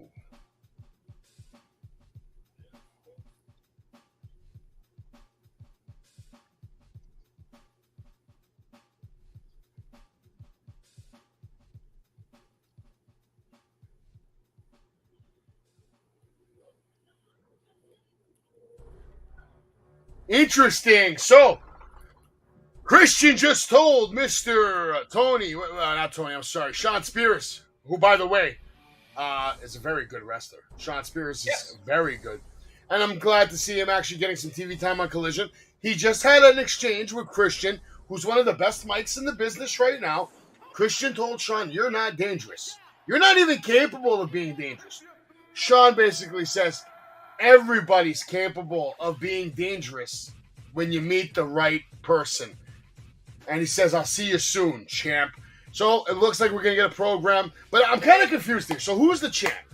Luchasaurus won the match. Christian Cage holds the title. Luchasaurus is the champ, but Christian Cage is that guy who goes, hey, all your success is because of me, so I get to hold the title. I get to call myself the champ. I get to be... That's right, Mick. We told Travis that Ricky was going to win. We told him. Okay, congrats. Y'all told me. That's right. Now, listen. That Sean $5 Spears. Can get you a cup of coffee. Sean Spears deserves more, but maybe we have a dual champ here because the way Christian's acting, I think we have a double champ here kind of situation. I don't think we're ever going to see Luchasaurus hold that belt, acknowledge that title, walk out with it. I know Paul Heyman holds the title. That doesn't make him the champion, but the difference between Paul Heyman and Christian Cage is Christian Cage is a wrestler, and he still wrestles at a high level. Yeah. So maybe we could see something where maybe one night Luchasaurus can't defend the title. He's late. Maybe Christian defends the title one night. You know, as weird as this is going to sound, and yes, I know y'all are about to be like, what? How could you say that? Now, maybe it's because Roman has gotten so good at being on the microphone and all that, and Paul Heyman just does it every now and then, like when he's not there. I would actually say that Christian is maybe a little bit better as a heel manager. Paul Heyman. I wouldn't argue with you, man. Christian right now has been hitting on all cylinders, I feel like, ever since he's returned to AEW. Because even the stuff he was doing with Jungle Boy, he managed to take somebody who was pretty much useless outside of the ring in any capacity, right? For the most part. Because Jungle Boy can't talk. He's starting to get more personality. He's starting to cut better promos. But for a long time, Jungle Boy couldn't really hold a conversation with anybody on a microphone. Christian came in hot and literally made everything Jungle Boy did interesting. He made it relevant. So think about that. Like, Paul Heyman's not out there trying to make chumps into stars. Paul Heyman's out there with the filet mignon of the business, with the Brock Lesnar's, the Roman Reigns. Yeah. I mean, God's sakes, look at Solo Sikoa just being handed to him now. Solo was groomed for this shit. The one that always shocked me, and I didn't know if maybe there was some backstage politics that I never knew about, because, you know, there almost always is. But I was always shocked that he aligned himself with Curtis Axel, and that never went anywhere. What do you know about Lady Frost, who has a record of 0-2 in the year 2023? She kind of looks like Ruby Soho on steroids. What do you know about her? I mean, she was in Impact for a hot minute, but did you say she's got an 0-2, so she has yet to win a match this year? On AEW, yes. That tells me she ain't that great. Well, probably not. And she's taking on I believe, the AEW Women's TBS Champion. Do we even call that? Is it the Women's TBS Champion, or it's just TBS Champion, right? They don't acknowledge it as the women's title. No, they do. It's the TBS. No, I guess maybe it is just TBS Champion. They don't say TBS. But only champion. women can hold it. So yeah, so it is a women's title, but they don't acknowledge it as a women's title. They just call it the TBS Championship. Oh yeah, but look, if the only people who have ever held a world championship, and I'm just going to use this because that's what you are. If the only people who've ever held the championship in a Greece wrestling company are all Greek, do we really need to call it the Greek World Championship, or can we just call it the World Championship and everybody knows, oh, it's for the Greek? No, good point. But here's the thing: we're also calling it the TBS Championship, and it's being defended on TNT. And then we have the TNT Championship that's defended on TBS. Yeah. Well, you know, I mean, hey, They might as well copy off Tantalizing Tony and make a fucking YouTube champion too, and just have the YouTube champion defended on Netflix, get the Netflix championship defended on Hulu. Hold on. I have a thought process. Hear me out. I bet you do. Maybe it's the way it is because maybe they're secretly trying to poke fun of the fact that why is the Raw Championship being defended on SmackDown? No. This shit show's been going on for 4 years. Fair and I don't attribute any of it to that. Fair enough. I didn't know, because you know AEW loves taking their pot shots at WWE. Now I'll say this: ever since Statlander has come back, she's made quite the impact. Beating Jade Cargill, to me, was still the shocking AEW moment of the year. Even at this point, I did not see that. Yeah, being a possibility. I didn't either, because I didn't even know that she was coming back from injury. But here we are. She's back. She made a comeback. She beat Jade Cargill, who was, 50? Was it 62-0? Yeah. 62-0.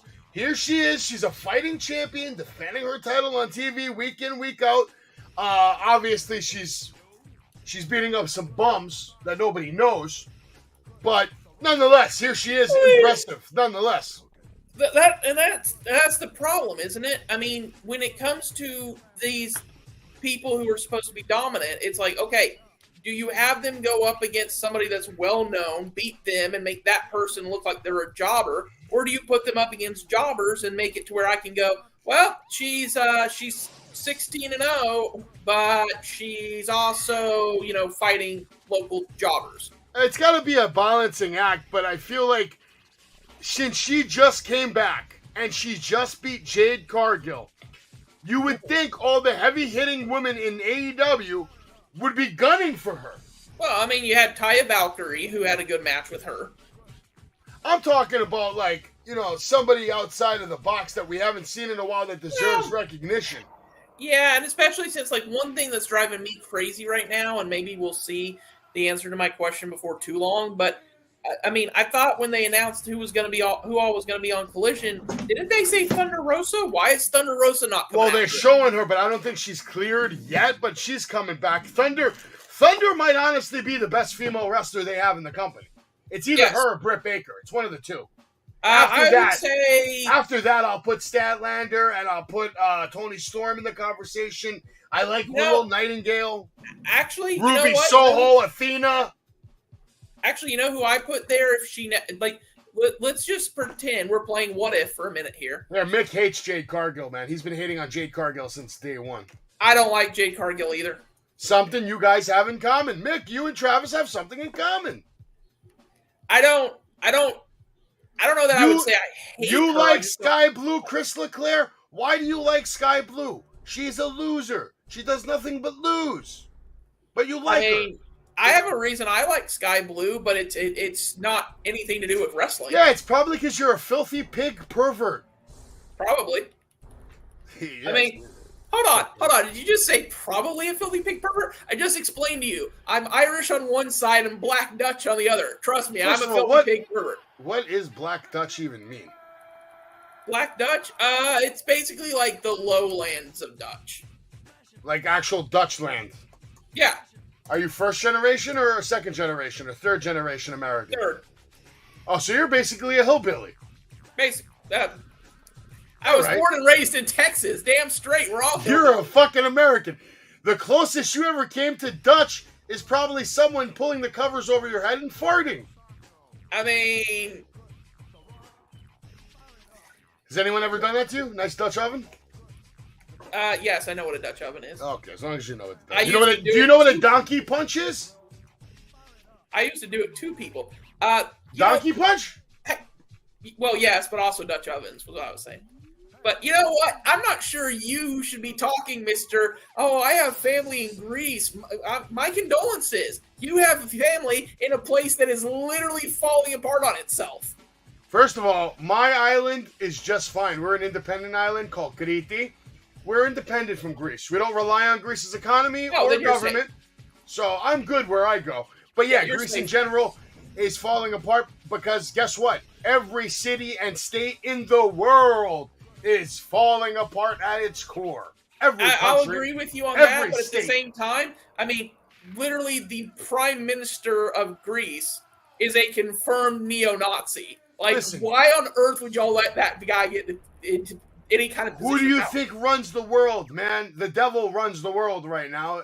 It's been happening for about well, hold 5,000 years. Hold on. MJF runs the world? That sounds pretty cool, actually. First of all, I already told you, MJF's not the devil. If you ever saw the devil, he would shit his fucking pants. He may have a demon lodged in his ass. I mean, you're the one who keeps every time he's on here, nobody's on par with the devil. You can't have it both ways.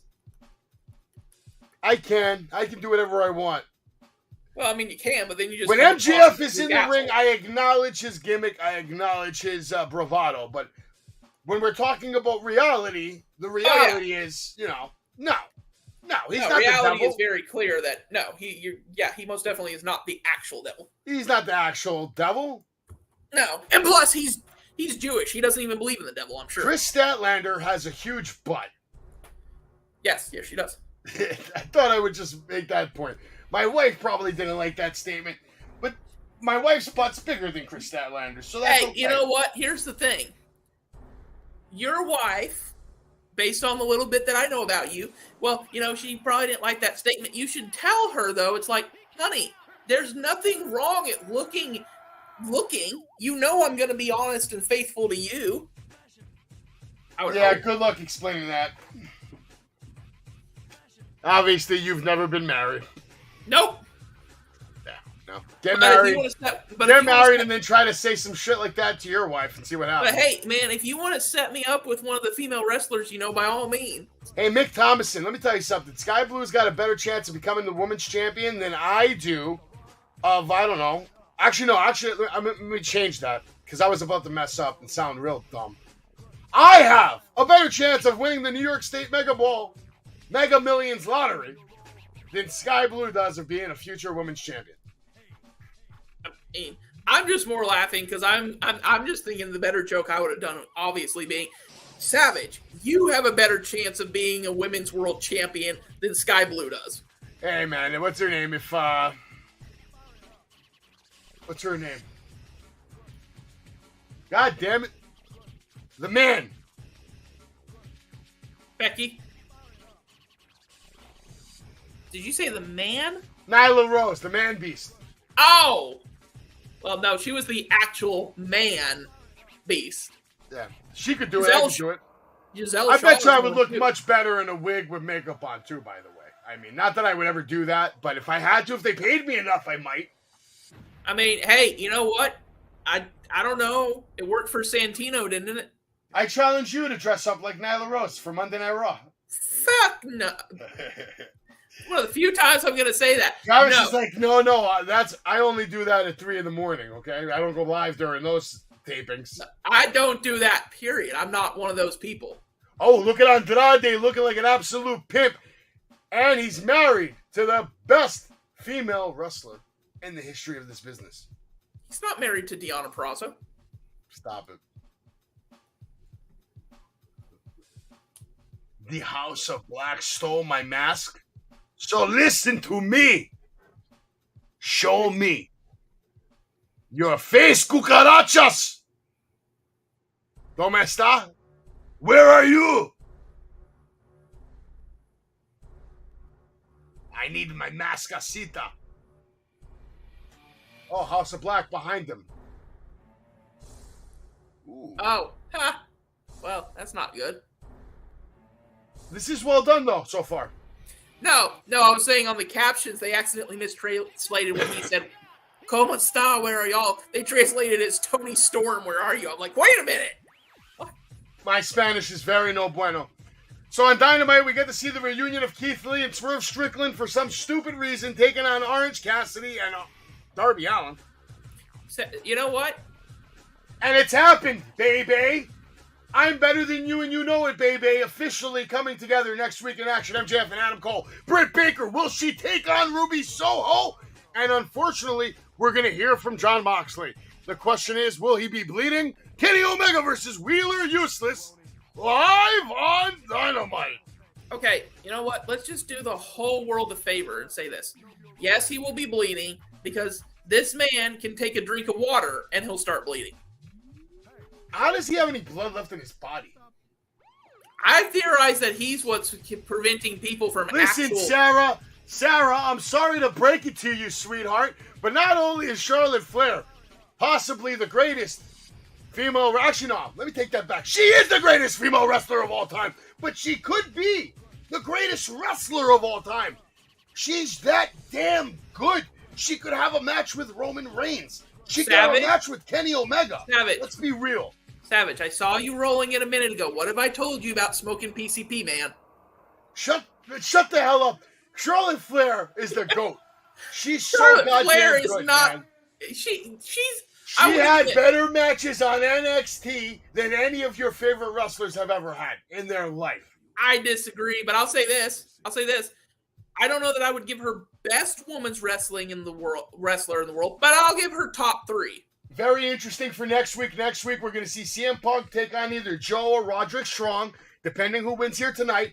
And then we're also going to see Hobbs taking on Ricky Starks. I'm actually interested in that match because there is history there. Well done, Mick, for being Mick correct. Thomason, Rhea Ripley is the best wrestler in the world, the best female. Maybe she's the best female active wrestler in the world because she's holding the title. But overall, Charlotte Flair's got a longer, better, wider career stats, achievements.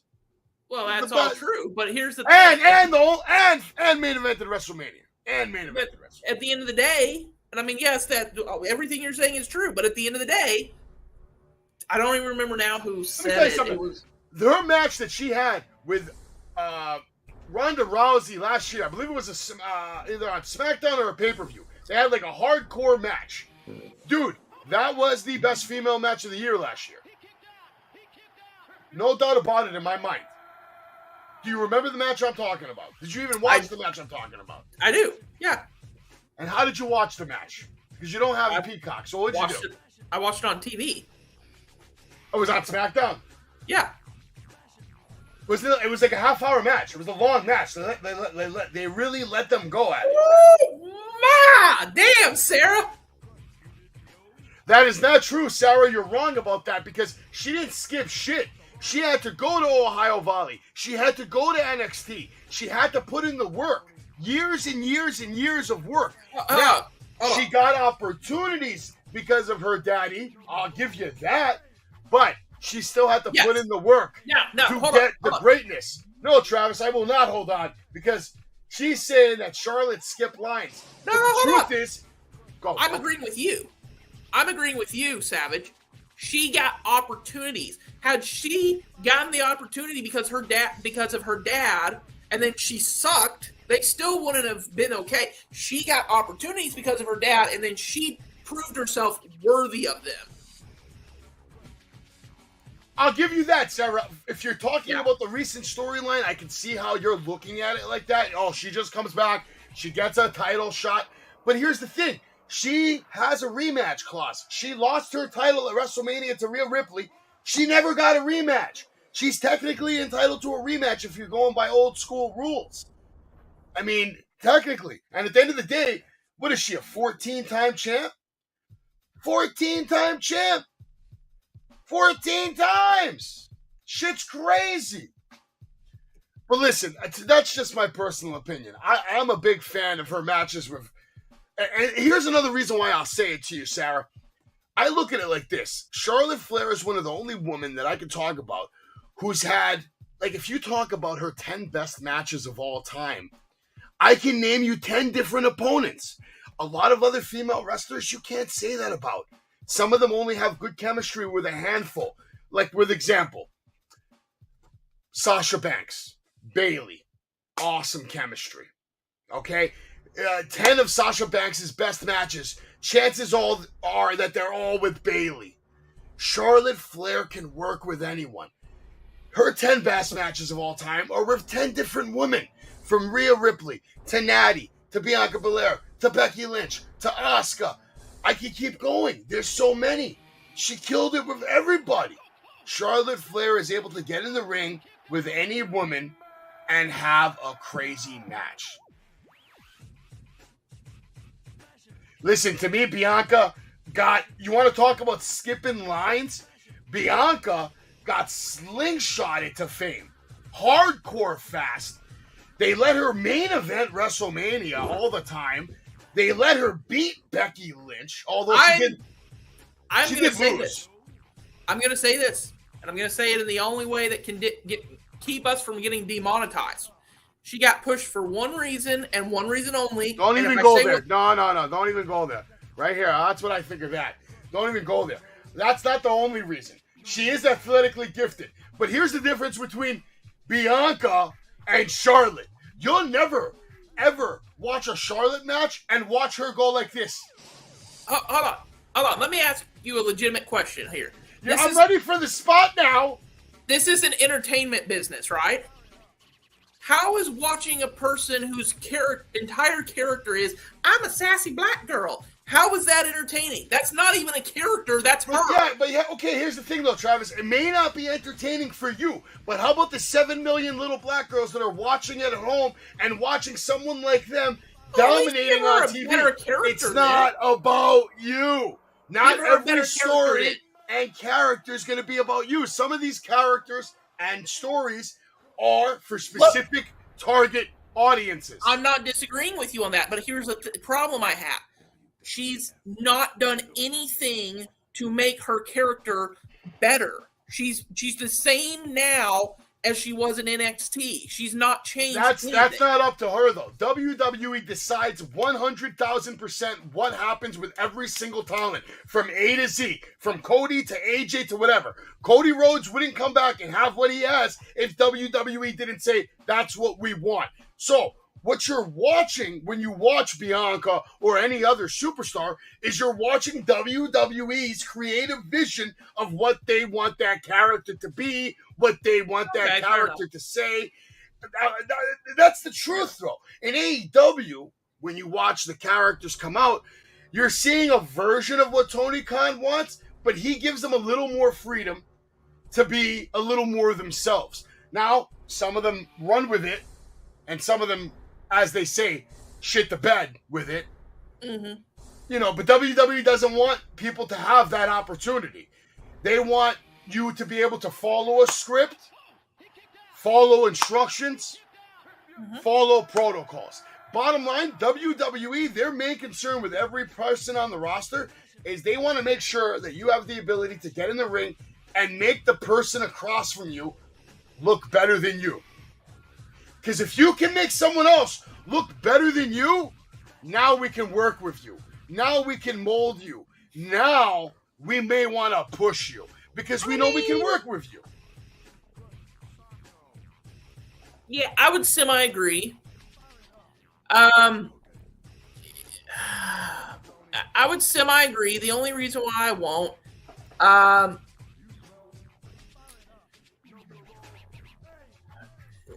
the only reason I won't semi-agree with you is you do have to have some enhancement talent. Like Kurt Hawkins. Listen, there's a big difference between enhancement talent. I'll put it to like this. Triple H has a notebook, right?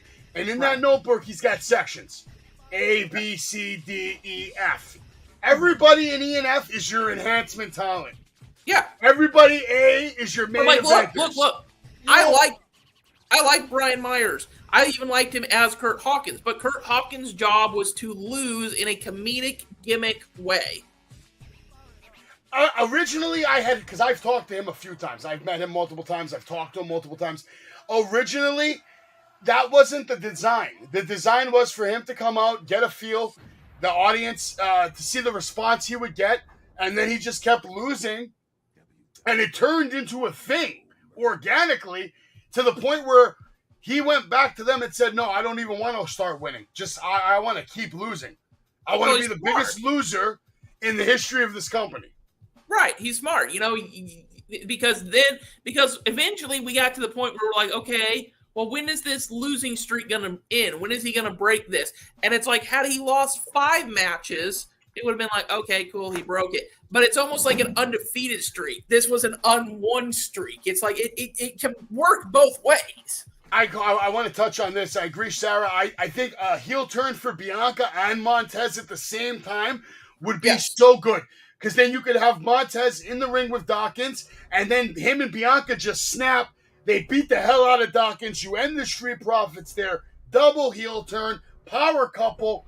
You realign the moon, the sun, the stars, and all that shit. Charlotte Flair, I don't believe, ever competed in NXT UK on a permanent basis. She may have had a couple of matches there over the years, maybe. Well, it would be very hard for her to win the knockout title when you consider that that's literally for Impact. Beautiful running drop kick by Strong, taking out Joe. Joe on the outside now. It's kind of curious to me because, I kind of like CM Punk on commentary, to be honest with you. I'm glad that they're not shoving him in matches week after week. I actually would have liked him as crazy. You just want to see him get his ass kicked. No, hold on. I'm actually about to give him some credit for a change.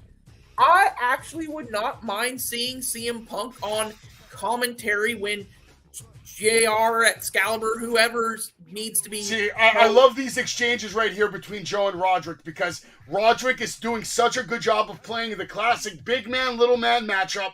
He's trying to beat up Joe, trying to chop him with all he could, but then you can see how Joe just knocks him down with one shot. And Roderick is one of the absolute best of all time. He's so good. So God-gifted, just natural abilities. And Joe, another legend. Joe's somebody, in my opinion, that should have beat Brock Lesnar. That's how much respect I have for Samoa Joe. Oh, yeah. I honestly thought for a while when they were doing the Samoa Joe versus Brock Lesnar feud, I actually thought Joe was going to get a winner. Joe looks like a legitimate threat to Brock Lesnar. Joe looks like someone that could hang Joe looks with like a Brock legitimate Lesnar. threat to anyone.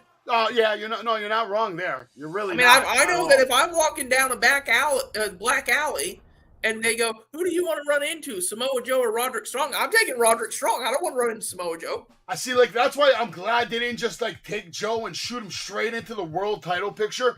Because I'm sure Tony probably thought about it. He's like, "Oh, Joe's great. We should just go with Joe." Maybe he rethought. He said, "You know what? Let's get Joe on Ring of Honor. Let's make sure he helps out a lot of the boys.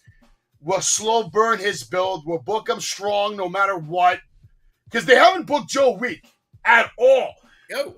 Like, look at the booking Hobbs has had compared to the booking Joe has had. Joe has lost all of, I think, 2 matches. Yeah. Joe comes into AEW like a house of terror. Just annihilating folks. Mm-hmm. And look at that face. He looks you gotta like remember. He's pissed off every time he gets in the ring. Well, you got to remember something here. Samoa Joe, when he came into Impact, went undefeated for, I think, like a year and a half. Oh, hold on. My phone's going off. I got to go get it. I'll be right back. We are here live on Wrestling with Savage. We're watching the main event of AEW Collision. We're glad you're all here with us. Make sure you hit that like button, subscribe, share if you're new here. Follow me on Instagram. Follow me on TikTok, Facebook, Twitch. I'm on all that shit. Visit WrestlingWithSavage.com. Check out the latest merch and all our upcoming events. We're calling the play-by-play. Joe over here doing the damn thing. Putting a hurting on Roderick Strong. Covers him. Kick out at 2. And this match continues. We're going into picture-in-picture, so while we're doing that, I might as well tell you about all my upcoming events, because why not? If you missed it, the Black Dahlia was on my show June 23rd. We did an interview with her, and it was such a good time, such a good interview. If you missed it, go back to the Wrestling with Savage YouTube page and check it out. Forbidden Door happened recently. It was a good time. Today, the Bloodline Civil War took place. Roman lost to the Usos. Roman and Solo lost to the Usos. So the Usos victorious in this Civil War. Logan Paul did not win Money in the Bank. LA Knight did not win Money in the Bank. Damian Priest is now your Money in the Bank winner. He also cost Finn Balor the title, but we'll get into that on Monday. Unbelievably, Io Sky won the Money in the Bank match tonight. I didn't see that coming. Seth Rollins remains and retains the WWE World Heavyweight Championship. Cody Rhodes defeats Dom in a fair fight. Payback coming up September 2nd. Wrestling with Savage staying busy. Check out our full schedule on WrestlingWithSavage.com. We just had Jimmy Hart at the Wrestling Universe yesterday. It was a great time. If you would like to, hit up the website. You can pick up an 8x10 or come check us out at the Legends Fan Fest, September 16th. I'll be there with Jimmy Hart all day. There will be a lot of legends in the house. You're not going to want to miss that. August 20th, 2023, Haku, legitimately known as the baddest man in the history of pro wrestling in a real shoot fight. I'll be with him live for 5 hours. So you can come meet him live, or if you want, you can do a mail-in order. Email me at wrestlingwithsavage@gmail.com. Hit me up on Instagram. I'll take care of you. You can send me any item you want Haku to get signed, or you can purchase an 8x10. All the 8x10s are on the website. So pick one, have it sent to you. Haku. Next to Haku, the Black Dahlia will be in the house, doing her first appearance on the East Coast ever. Trust me, you're going to want to meet her before she starts charging $100 a shot. Because this girl's going to make it. She's going to be famous. She's going to be very famous. And you could have met her real cheap at Wrestle Bash. Black Dahlia Haku, Wrestle Bash. Don't miss out. Follow and support my cousin Cri Text, who sings the theme song of this show. Follow Chop City Wrestling. Follow Outlaw Wrestling. It was a good time last night. Hit up BPW. Party with Marty coming soon. It's going to be a good time, man. But now, let's get back to Collision. We're watching Roderick Strong versus Samoa Joe. Roderick Strong still in this. CM Punk doing his best to probably not talk too much trash. He needs to not talk any trash. Oh, he just said somebody has a giant melon. Who was he referring to? Joe. Joe does have a big head. Him and Joe that was actually part of their feud when it was, he said, this was during a time where they were having to partner together and feud against each other at the same time in Ring of Honor, because Ring of Honor did weird things where it was like, oh, you're the next challenger. Well, here, it's been 3 weeks in tag team matches. But so I remember this specifically. Joe is the Ring of Honor World Champion at this point. And he says to Samoa Joe, he goes, well, he said something, and then he goes, and, you've got a huge melon. You've got a giant head. And without missing a beat, you know what Joe says? He goes, what? I do. And you have a tiny... No, Joe's always been great on the mic ever since Impact. Since the first time I heard him talk, I knew he was talented, man. And he's only gotten better with age. I can't remember the last time I saw a dude as big as Joe be that good on the mic as well. It's a rare thing to be as talented as Joe, and as big as Joe, as strong as Joe, to actually look like a traditional professional wrestler, have that big, thick frame, thick body, and like you said, be able to get on the mic and it's funny too, and make you listen. I have a friend who knows that, Samoa Joe, he's actually I believe brother. Yeah, I think he was the brother of Umaga. And it's crazy how they let the ball slip with that. I mean, think about the bloodline wars we could have had if you had Joe and Jacob Fatu and Maluda and Alpha Jr. They could be doing all kinds of craziness for the next 3 years. Yeah, I mean, that shit writes itself. I still say that of all the releases, Joe was the craziest one to me, and I have friends who... Well, they were working him all over the place. They had him on commentary, they had him at NXT, they had him on the main roster, they had him at pay-per-views. They were like, well, we got to do something with him. We've got him on... Obviously, they thought he was good. They let him main event with Brock freaking Lesnar. They don't let you main event with Brock Lesnar unless they trust you. I heard... I can't confirm this guy. I can't confirm if this is true or not, but... I've heard rumors that the reason Joe got released was they thought he was too injury prone. That's a possibility. I've heard that. You're not wrong on that one. That's probably true. Roderick Strong has a cut on his back. Beautiful drop kick by Roderick Strong, by the way. And I love the way that he went for a power clothesline and just bounced off Joe. You see that cut? Look at the backbreaker. Look at the backbreaker by Strong to Joe. My God, man. Yeah. It's crazy how strong is.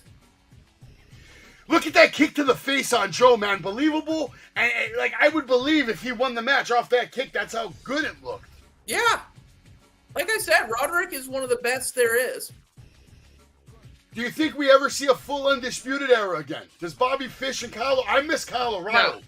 Kyle O'Reilly, one of my favorite wrestlers in the game. I like Kyle O'Reilly. I think he comes back at some point. The reason I think he's better than Garcia. I think he's better than a lot of these guys that are getting pushes right now. There's no question. Right now, somebody said this the other day, and you get a lot of comparisons and stuff, but somebody said this about Kyle O'Reilly, and I was like, I can actually see that. Somebody said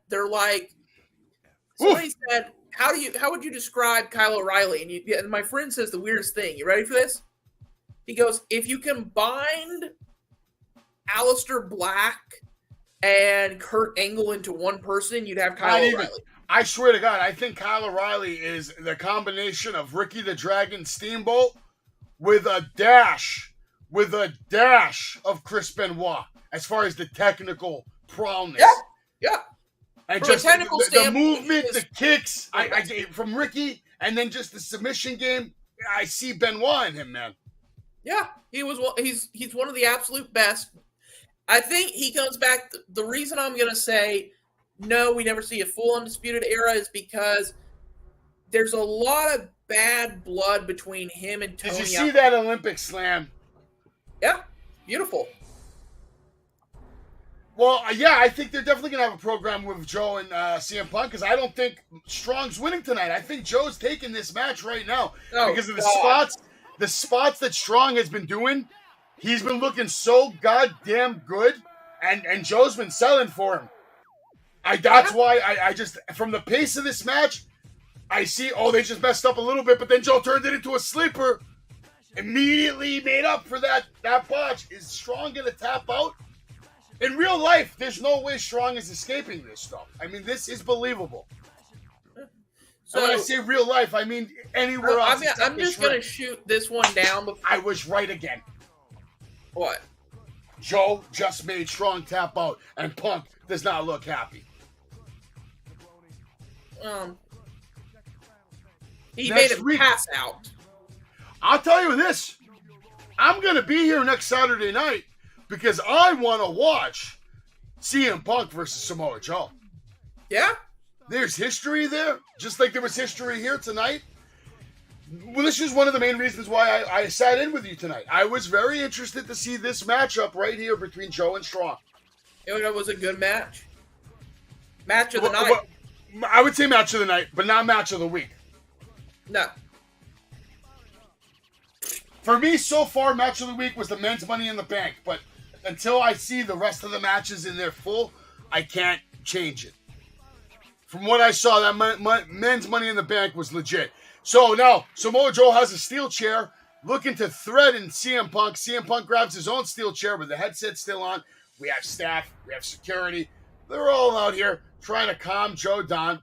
Joe's telling him, don't worry, guys. Don't worry. I won't hit Punk. Maybe I'll just go beat up on Strong some more. You know, I don't plan on watching it, but the only thing that had me I might try the Twisted Metal series is the fact that Joe's going to be playing Sweet Tooth. Oh, all right. Well, Sweet Tooth's one of my favorite characters. You mean they're making a new Twisted Metal for the PlayStation 5? No. This is going to be a TV show. Oh, the TV show. And Joe's in the show? Yeah, he's going to be playing Sweet Tooth. Oh, I am watching that shit 1,000%. That's good to know. Crazy slam on Roderick Strong landing on the back of that chair. Let me rephrase that. They said the original voice actor for Sweet Tooth will be playing Sweet Tooth's voice, but Joe will be the body. Okay. Yeah. I'm okay with that. But that means we're not even going to see Joe's face, though, because he's going to have that mask on. Unless at some point in his face if the mask gets damaged or something. I think Sweet Tooth is like possessed. I think he's a demon. I don't even think he's a human. I never actually got in. I never played Twisted. Well, okay, I played one Twisted Metal, and it was so far back that at that time I was like, oh, it's like a more violent. It's like a more violent Mario Kart. Like I didn't understand. Charlotte Flair, no question. So they're taking Roderick Strong out on a stretcher. CM Punk looks to be like genuinely concerned. They just want to be careful with Roderick Strong, make sure he's not injured. They don't want him to get hurt. They're taking their time. And this is how Collision's going to be going off the air. Adam Cole out there showing his support for his brother.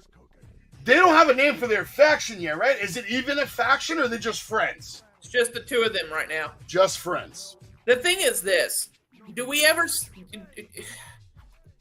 We can just talk now. Where will Twisted Metal be airing? Is that on Hulu, HBO, Showtime? Hold on. I'm interested to know, too, because I actually genuinely want to watch that show now that I know Joe's in it. Also, everybody, Heels. Peacock, even better. Heels Season 2, starting, I believe, July 28th. That's a show that CM Punk is in. Have you ever watched Heels? I own Season 1 on DVD.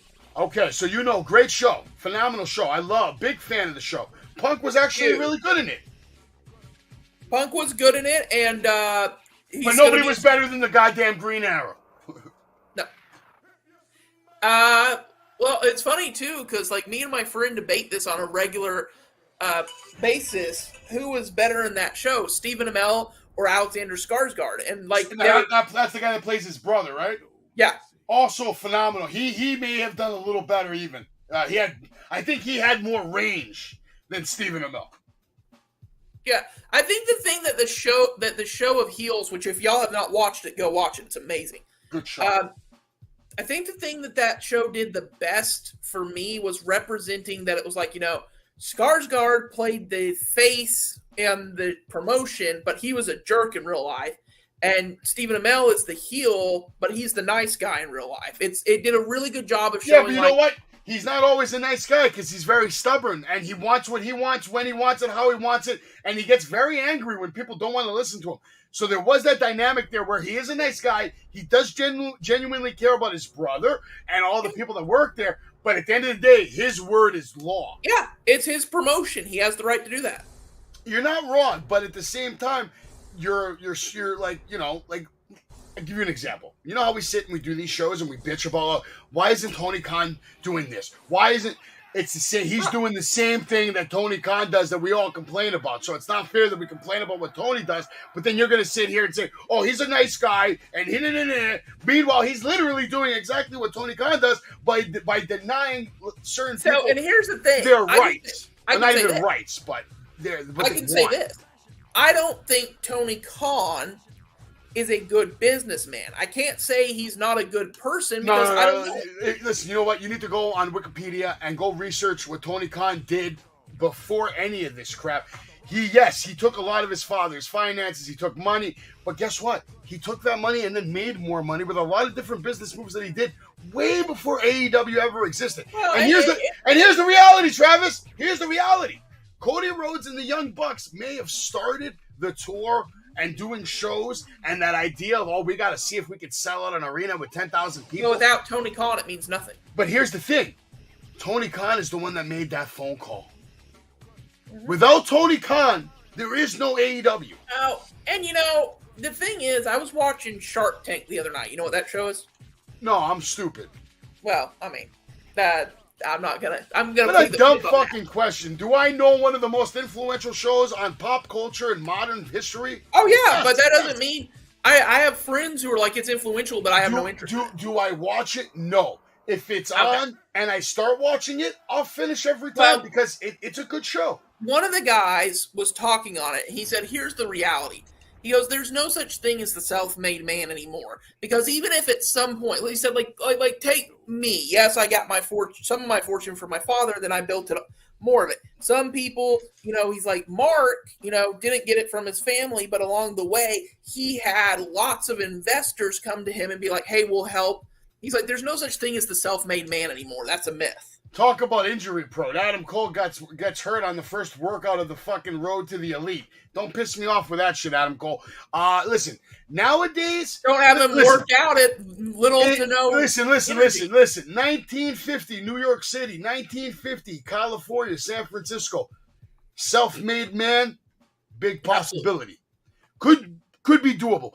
In today's day of age, where the way that social media works, the way that you have to brand and market and produce and do all these different things to get your business off the ground and become successful, unfortunately, you need the help of many people. There is no one that does it by themselves. Even though Tony Khan makes all the decisions, he's got an army surrounding him, from makeup to wardrobe to producers, lights, camera, wrestlers, talent, wrestlers on backup, waiting in case somebody gets hurt. Yeah. I mean, it's not like Tony Khan. It's not like Tony Khan. By himself. And here's the thing. We can accuse Tony Khan of bad booking, and there may be some.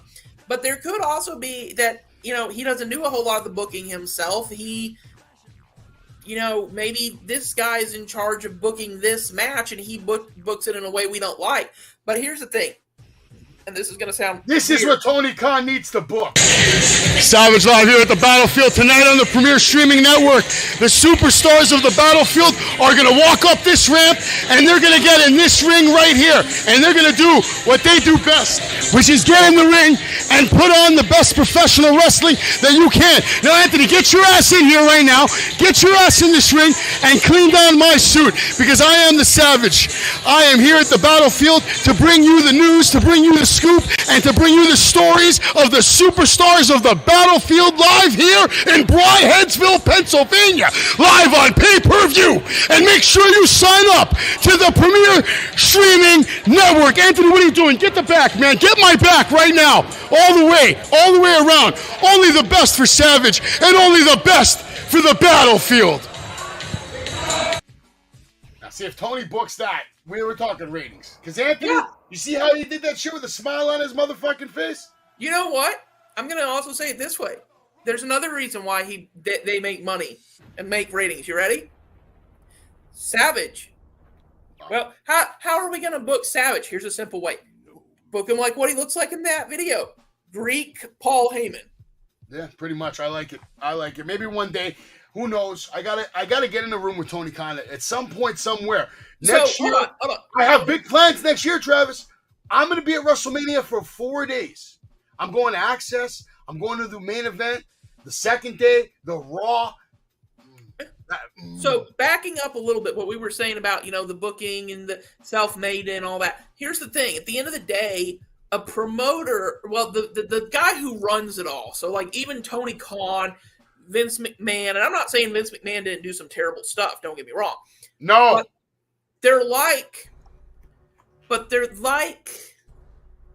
the president. I know that sounds weird, but like the president, they are going to get blamed for shit they had nothing to do with, and they're going to get thanked for shit they had nothing to do with. Let me explain something to you. I've been in the wrestling business a long time. Now, by long time, I mean I started wrestling when I was 13 years old, wrestled for about 4 years, and then I stepped away from the wrestling business for about a good 2-3 decades even, maybe.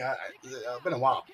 Over the last 2 years, I've dived back into the wrestling business, and the drama that just gravitates towards you, even when you're minding your damn business, I'm talking about you're not saying things, you're not talking behind people's backs, you're not, trying to get in trouble. No. The drama just gravitates towards you because you're there, you're now part of the drama. I know that you're big in wrestling and going to be even bigger, but you watch Dark Side of the Ring, right? Yes. I mean, look at that. Look at the episode on Bruiser Brody. All that shit was because of stuff that had nothing to do with real life. It had nothing to do with the fact of it's got to do with I insulted your kid or anything. It was I didn't like the way you booked me. I don't like. Oh well, I'm in charge. Let me tell you something. They killed each other.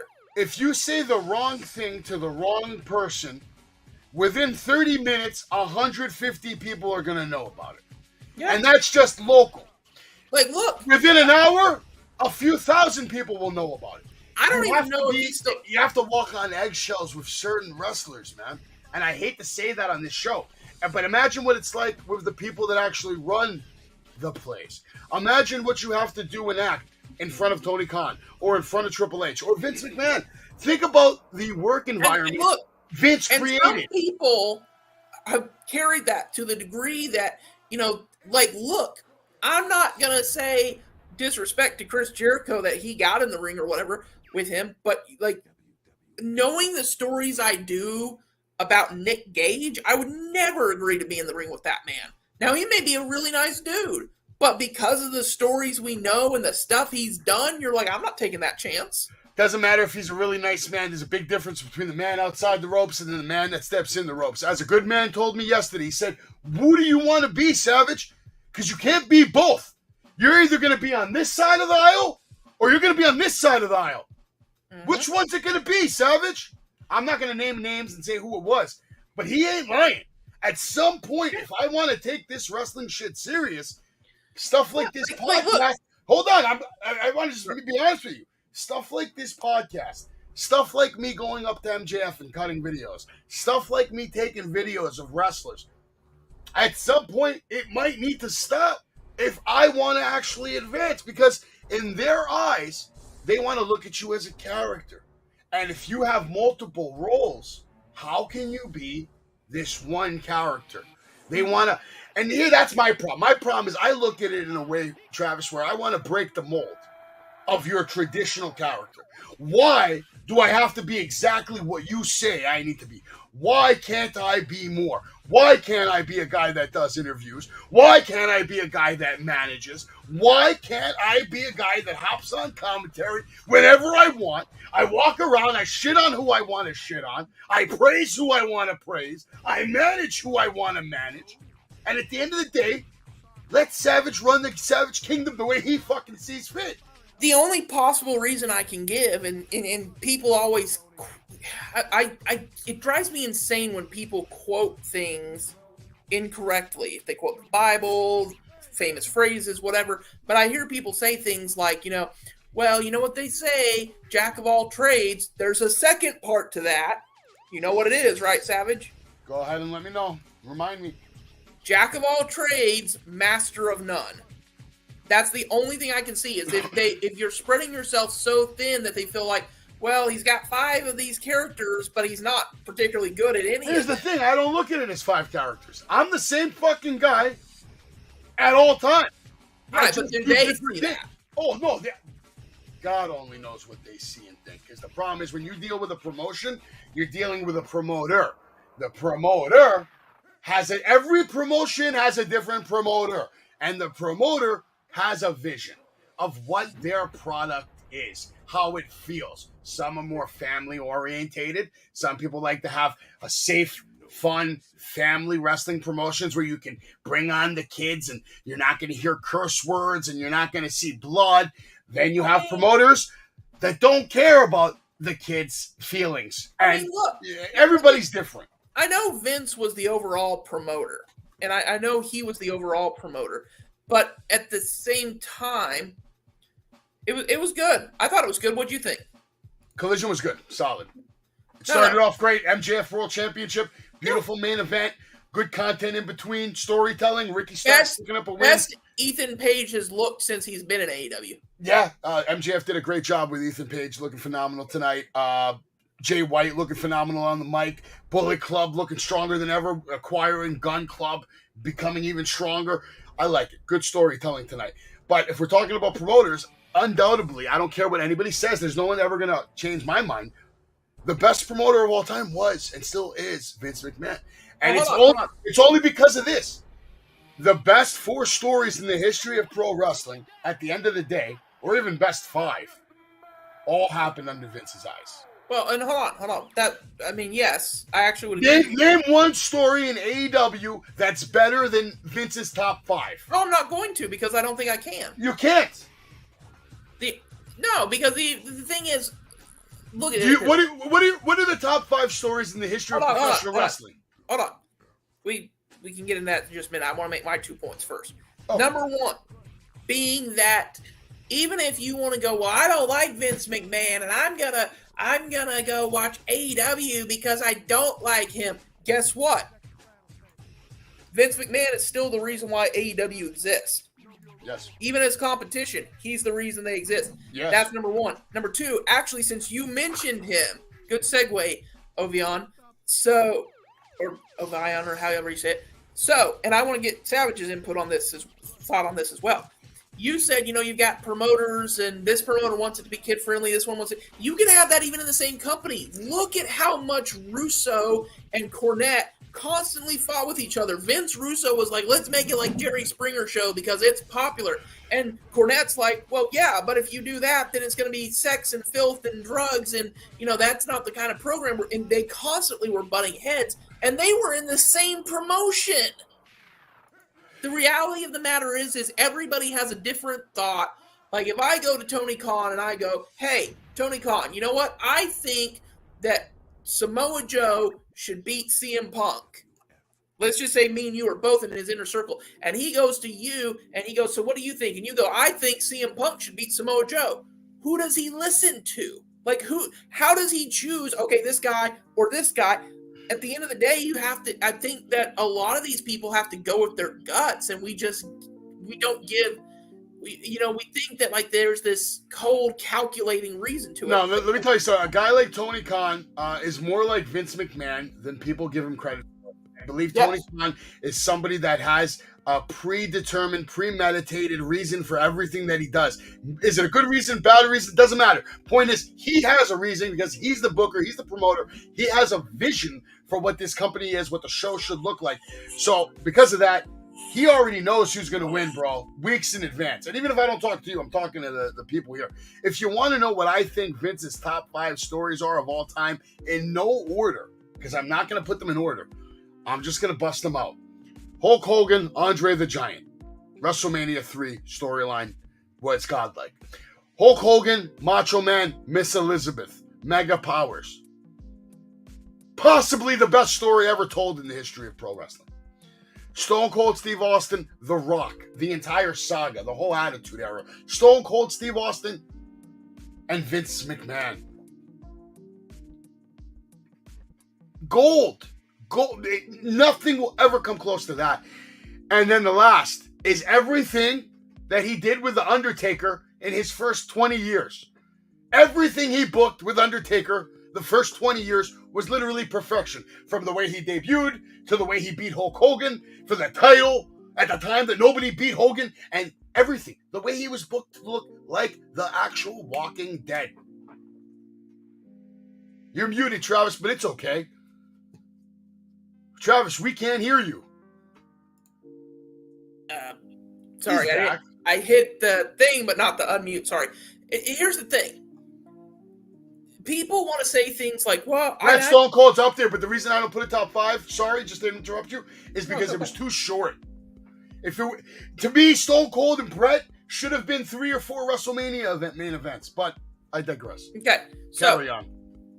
the thing about Undertaker, particularly, that people have to keep in mind about something is people want to go and they want to sit and they want to say things like, well, Undertaker was so good because Vince, Taker decided he was going to help and get creative control and Vince wasn't going to have. Undertaker's already said before, he's like, yeah, look, I had creative control. But a lot of the times I would go to Vince and be like, hey, Vince, this is what I think I'm going to do. How do you feel about this? Are you okay with that? What if we, no, you're not okay with this. What if we change it and do this instead? And I think that people assume that, Undertaker's I had creative control means he got to choose everything about his character. It didn't. All it really meant was he got to write his own ideas and then pitch them to Vince. Vince still could have said no. Yeah, and he probably did many, many times over the years. But that's the relationship that they built together, which is what made it so good. They had a good working relationship, and that translated. And a lot of people want to dog on Undertaker that Vince handpicked him, this, that, the other. You know what? Vince could have gave that position to 1,000 other people, and none of them would have did it the way Mark Holloway did. Plus, you know what? I got to be honest with you. At that time, and maybe even now to a certain today to a certain degree, you look at Mark Holloway, well, he handpicked Undertaker. I probably would have handpicked that dude too. And I've met Undertaker, I'm sure you have too. The guy looked the part. And he just has this presence that you want to be around him. And you know what? There you go. Undertaker, AEW needs an Undertaker. Jericho needs to step up, in my opinion, be like Undertaker. And what I mean by that is Undertaker is a special attraction. Well, no. That's not even what I'm talking about. What I'm talking about is Undertaker was a locker room leader. If you had an issue, you took your issue to Undertaker and were like, hey, how do I solve this? That's what Jericho should be. He should be someone the younger talent's coming to and going, hey, look, I've got an issue with this dude. How should I solve this? Fair enough. You're right. Maybe that listen, maybe it's already happened, but they don't talk about it yet. I'm sure years from now, we're going to get videos of people saying this guy was the locker room leader. A lot of people are probably going to, I've heard people say CM Punk's the locker room leader right now. Like, not recently, before, the blind leading the blind. Well, maybe, but who knows, man? The truth of the matter is this. Me and you personally don't know Phil Brooks. We don't know him. Maybe he is the coolest fucking guy in the world. I met him one time. When I met him, he was okay with me. He wasn't a dick. He didn't like the fact that I made him sign this title. I gave it to him. I handed it to him, and his reaction was like, ew, this shit? I was like, yeah, you got to sign it, brother. He's like, I didn't even hold this one. I was like, yeah, but you should have. I let him sign it. Listen, at the end of the day, I'm sweating my ass off right now.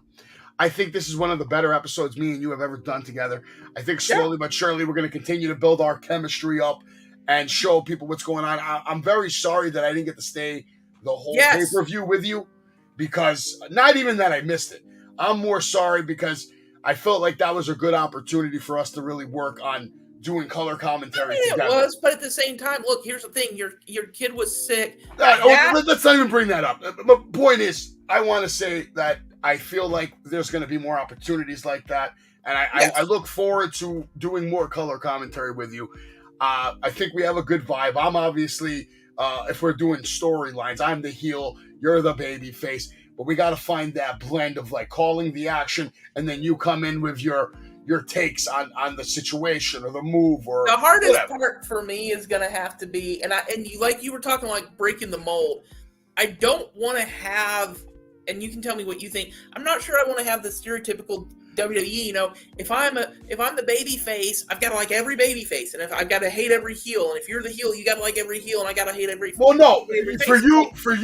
you should be a baby face for the fans.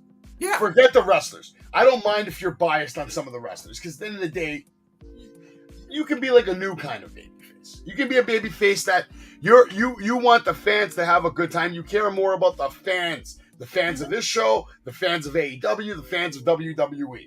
So, with that being said, there's certain baby faces that you're probably going to just have to cheer for because everybody loves them. But at the end of the day, I want you to be honest. And if you don't like someone, you don't like them. Who gives a shit? Thank you. We're not getting paid for this yet.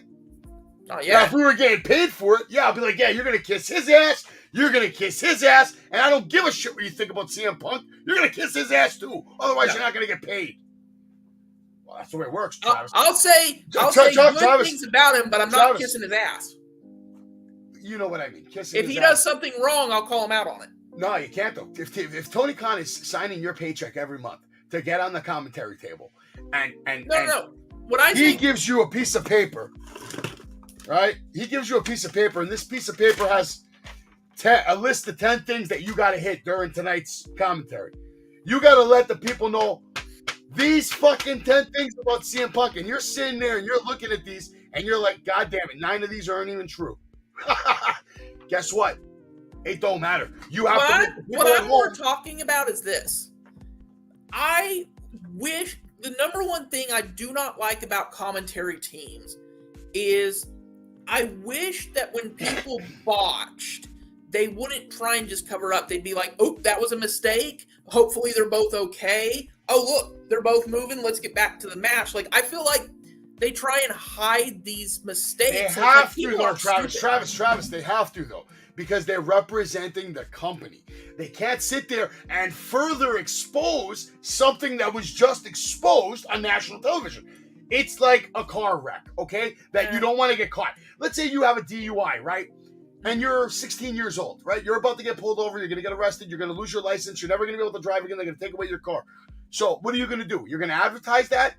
No. You're going to try to bury it. You're going to try to bury it. You're not. You're going to try to make it go away. And that's what these jobs, the jobs of the commentators are to make and enhance the talent in the ring and to further tell the story. That's literally it. Their job is to hit the notes. I know that this is going to sound kind of stupid to say this, but it's like, at sometimes the way they do it, like, don't get me wrong. I know what you're going to say. The way they do it is cheesy sometimes. Well, they've gotten better about it. But sometimes, what I never want to have happen is, if I'm watching it and Roman Reigns, for instance, God forbid, because Roman Reigns is probably never going to botch, but if he does, I don't want it to feel like they're coming up with some bullshit. Well, the ring was slippery, so he fell. Like. Listen, there's times you got to say this, and I'll say this about Corey Graves.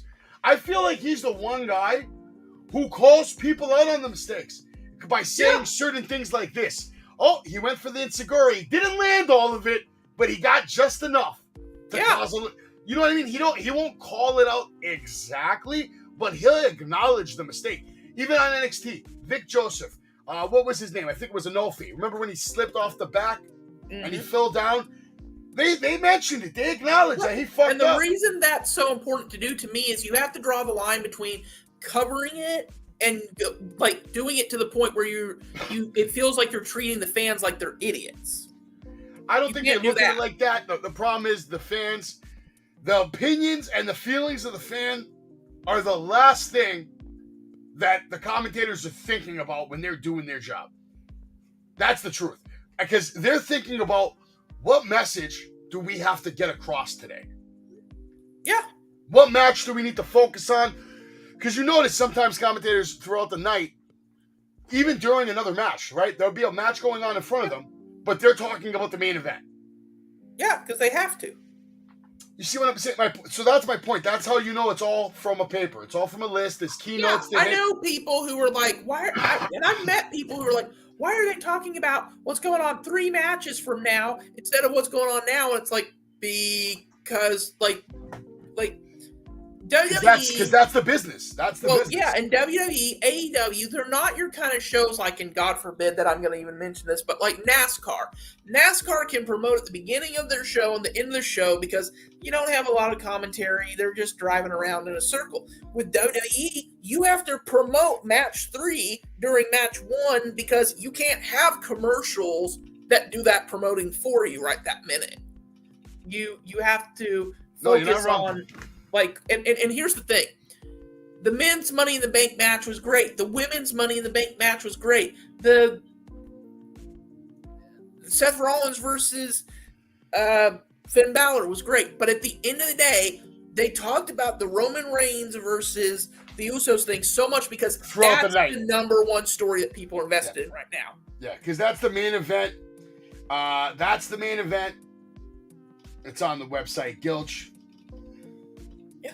Gilch over there asking me about Haku 8x10. Somebody wants to pre-order, just like you all can at home. If you're watching this now, today, later, next week, next month, if you want to pre-order Haku 8x10s, WrestlingWithSavage.com. I have them all up there. You can see which ones. Matter of fact, I'll just show you, because why not? We got to end the show, Travis, because otherwise, see, when I start having fun with this shit, you can tell, because then I don't want to end the show. I keep going, because I love this shit. I love talking about wrestling, and me and you are building a better chemistry. That's the thing. That's the thing. It's about that love and that passion to me. It's like, when you watch some of these guys talk about it, you can tell they're just like, okay, and then the next match was, it's like, no, you want to have that passion that you feel being the same thing, which, by the way, I'm going to go ahead and throw this out here while you're showing these 8x10s.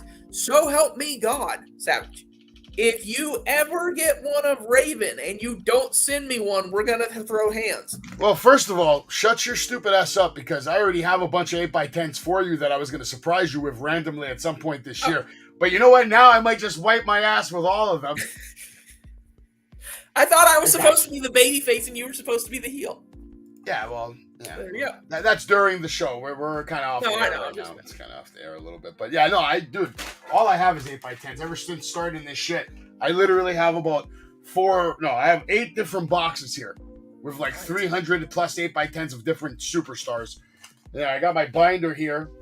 We have, obviously, let's go through some of these. We got Jacob Fatu, another Jacob Fatu. These are all the different Fatu options we have, and there are a lot. Some nice ones here. Obviously, these are all signed. I like this one personally. It's a nice black and white touch. Why is Fatu not in the freaking WWE? I don't know, but if he does ever become in WWE, I will have a lot of inventory of a WWE guy. So hopefully, there's Chris Masters. This is, I believe, Sabu beating the shit out of Daddy Magic on AEW, which I thought was a great one. I got that printed up because Sabu on AEW, you don't see that every day. Chris Masters. We have Alicia Fox right there. I'm going to be hanging out with her again at the Wrestling Universe on August 19th. She'll be there with Black Dahlia. We have here Ted DiBiase, Jimmy Hart, Lenny Poffo. Unfortunately, he passed away. Macho Man passed away. But the Powers of Pain are in this too. I need to get everybody to sign this, actually, that I can't. I didn't get Jimmy to sign it yet. Here's another Sabu. Here's Dave LaGreca getting his ass kicked by Thunder Rosa, just like how I like it. As it always should be. Sabu. Here's Enzo Amore. We have another Sabu option, the AEW style. One of the nicest dudes you'll ever meet, Ken Anderson. Ken Anderson, absolutely incredible. He actually described to me, people are fake, wrestling is real. Yep. All right, I love that.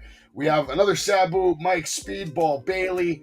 More Sabu. I'm going to get RVD to finish this off later on. We have Enzo here. I'm going to get Bully to sign this, and if he doesn't sign it, I'm going to hit him with a stop sign. Another Sabu. We got Snitsky over here, personalizing it to the Savage. Have that baby in his hand, famous for kicking that baby. And starting a horrible angle. Another Sabu option, different color this time. Tommy Dreamer. All right, Sabu again. Here's Mr. Marty Jannetty inscribing it for the Savage, giving me, a speech over here, man. Keep rocking. This was a nice Marty Jannetty one. I'm going to get him to sign this later on. That shows you a timeline of all his different big moments in life. Really nice one. Yeah, that's one of the nicer ones. Sabu, we got Bully Ray, obviously, who needs no introduction.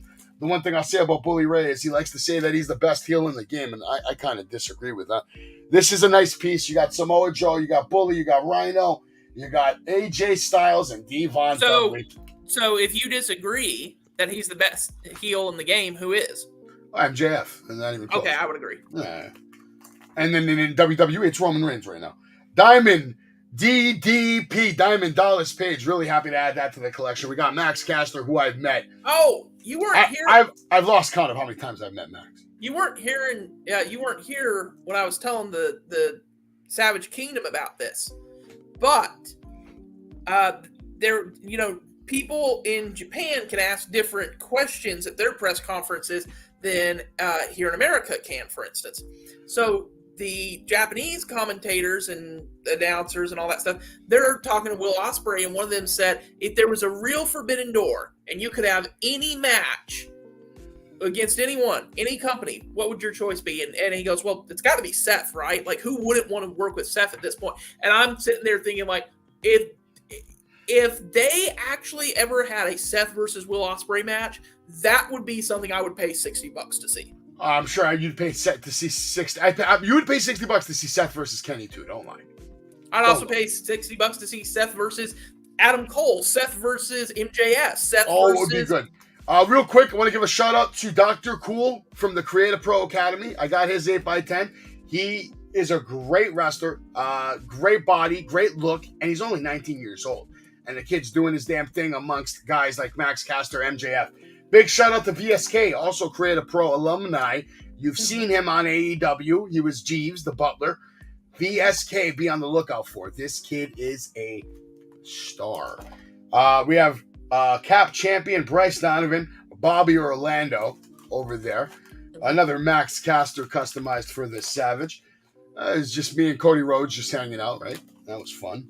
You look good in a suit, man. Also expensive. You know how much Cody Rhodes charged? $239 for a picture and an autograph. Unbelievable. Mike Speedball Bailey. Again, we got some more Bailey options here. Who was it we were talking about the other night? Somebody said, I think it was maybe Moose or somebody, but I can't remember.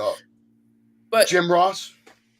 Somebody was saying that one of the dudes in Impact was like, I want $10K just to show up at a signing. And it's like, what? You know this guy. Mick Foley, yeah. Legend. Doink the Clown. Doink the Legend. Val Venus. Mm-hmm. Marty Jannetty with Sean. Mm-hmm. More Marty. And then we got more bullshit here. Fatu. D'Lo Brown. I mean, Jacob is D'Lo was a nice guy. Yeah, D'Lo was nice. But we have some Fatu options. This is one of those Fatu options, which is a beautiful one. Him with Haku and Bobby Heenan, man. I really excited to see the way. I don't know if you've ever met him or not, but another one who's really nice, and you could probably get his autograph and all that. Dude, I was shocked. I expected him to be more of a jerk, but Taz was super nice. Look who that is. Oh, Punishment Martinez. That is correct. Oh, we got these Impact Hoochies. Woo! TNA, whatever. Back in the good old days of TNA. Oh, yeah. Knockouts. You can see why TNA was so popular. Yeah. And then, of course, I got to get these signed eventually. Jerry the King Lawler. Oh, yeah. Who is, honestly, Jerry is one of my heroes in this life. I think he's underrated for all time type of shit. Eventually, that's nice. Eventually, I'm going to send you a little care package for a job well done here at the Savage Kingdom. Well, thank you. I appreciate it. Eventually, yes, I am going to take good care of you. We're going to get you plenty of 8x10s. I'll even get you an 8x10 of me, okay? See? Yeah. Oh, yeah. Cody's taller than me, though. I don't like it. Well, Savage, I'm not going to say this is rude, but if you're Greek, you're probably, I'm going to guess, somewhere in the 5'7", 5'8" range. I'm 6 feet, you piece of shit. I'm 6'1", so I'll say this, all right? I don't tell this to anybody, but listen, I'm 5'11" and 3/4. But when I put shoes or boots, or if I put wrestling boots on, I'm 6'1". But when I stand on a soapbox, I've been this height since I was 15 years old. Though I haven't grown since I was 15. And it's probably because I started working out early. I hit the gym. I was doing the curls, hitting the bench. No. And you got to buy yourself a pair of weights like this. And in the house, 3 times a day You just pick them up and do a couple of curls. Really? No, Gianna, I am not. I'm curious what gave you the impression that I could be Jewish, but no, I'm not. First of all, Gianna, what does it matter if he was Jewish? MJF is Jewish and he's awesome. MJF is the king of the Jews. Yeah. Well, other than Jesus, but yeah. I'm so tired, though. It's been such a long weekend, bro. I don't got the energy. I need to actually get my ass back to the gym, Travis. I've been contemplating how I'm going to restructure my entire life so that I can fit 1 hour into the gym. I want to wake up at, I normally wake up at 7, sometimes 6. I'm trying to figure out how am I going to go to bed, wake up at 5:30, go to the gym for 1 hour, and then come home and continue my day. It's not easy when you have a full deck. No, but it's not impossible. I had started getting into, in January, trying to jog a mile or 2 every day. And then I was doing good until probably about last week, and it just, it's so hard. You have to wake up at 4 o'clock in the morning because by 6 o'clock it's already 103 out here. It's like, that's ridiculous. I'm going to play this video because I don't care anymore because I can beat him in arm wrestling because I'm stronger than him. And that's just the way it is. This is the content. This is what we're here for. Yo. Savage versus Bull James. I might lose right now. He might break my arm. Maybe. You're Bull fucking James, baby. From NXT. From NXT. Clarify. You're welcome. Clarify that shit. Okay, here we go. Oh, no, fuck you, dude. Ready? Yep. 1, 2, 3, go. You can't do this. Why not?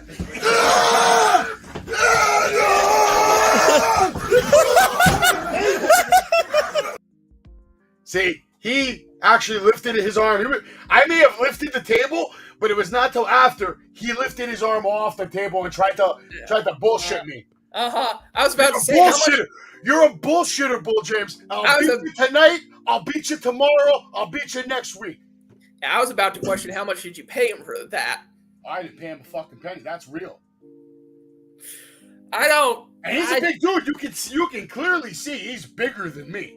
Yeah, I spent my. I'm gonna say this not rudely, I hope, but I spent my whole life being that guy who was picked on because I like video games, picked on because I like wrestling, picked on. So now when I see two guys, and it was always by jocks. So now when I see two guys just engaging in absolutely idiotic displays of, I can beat you in arm wrestling, I'm just like, cool, great. No, listen, arm wrestling's arm wrestling. It's ancient. It's just a. Listen, man. As a man, all right, an alpha male. I don't consider myself just a male, and probably because I don't have a brother, probably because I don't have a sister. I'm an only child, so I grew up with that mentality of it's mine. You understand? It's mine. What? This is mine. That's mine. It's all fucking mine. Hold on. It's all about me. How can you be a Greek and be an only child? That's like an average. A small Greek family is like 12 kids. My father had 9 siblings. Okay, That's so dumb. how I only had me, I don't understand. I asked for a brother every single day. Yes, I'm sure he can, Steven. For 5 years, and I never got it. So listen, I was always competitive. I'm competitive by nature, but most alpha men are. When you're an alpha male, the mindset is that you want to be the strongest person in the room. You want to be the best at things. Now, and this is that's good. That's good and bad. It really is. This is where it gets weird with me. Like let's talk like we'll talk. I know we haven't played each other yet, but like Street Fighter, AEW, anything. I'm competitive in the regard of like I like to feel like I'm giving you a challenge, but I don't necessarily like. Oh yeah, I beat you. I'm better than you. I'm the best. But like I don't like explain something to you. I go to the supermarket. I want to bag my groceries better than everybody that works there. Like that's how sick in the head I am. No, I get it. It's hard because here's the weird thing. Like I'm one of those people who realistically is like, but but I want to make sure my milk gets home safe. Why don't I bag it myself? But then I've got my mom and my grandmother who are both those people who are like, well, you shouldn't do self-checkout because you're going to put these poor people out of work. And I'm starting to be like, I'm getting slower and slower to be like, I'm like, screw them. Who cares? The 80-year-old woman bagging my milk didn't do it correctly. Now, here's the difference with me. With me, when I'm good at something, I like to do it. When I'm not good at something, I don't mess with it. I'm not good at baseball at all. I can't hit a baseball, Travis, unless it's sitting still. Nope. I don't play it. I don't play it either. So because I'm not good at it, I don't play it. But when there's something that I'm good at, I want to do it. I want to try. Now, sometimes, unfortunately, you meet people that are better than you at things. Yeah. Just the way it is. But I was the type of person. I remember first time I met a friend of mine, and we played GoldenEye for the N64. I used to cut school, and I would go to this video game store, and we would play GoldenEye at like 11 a.m. And the guy was mad cool. He would give me money. I would go to Wendy's, hit the 99 cents menu, and I would get free lunch every day. And I would just play video games, play GoldenEye, bro. I was a kid, 13, 14 years old. And he would kick the shit out of me. Day after day after day. But guess what?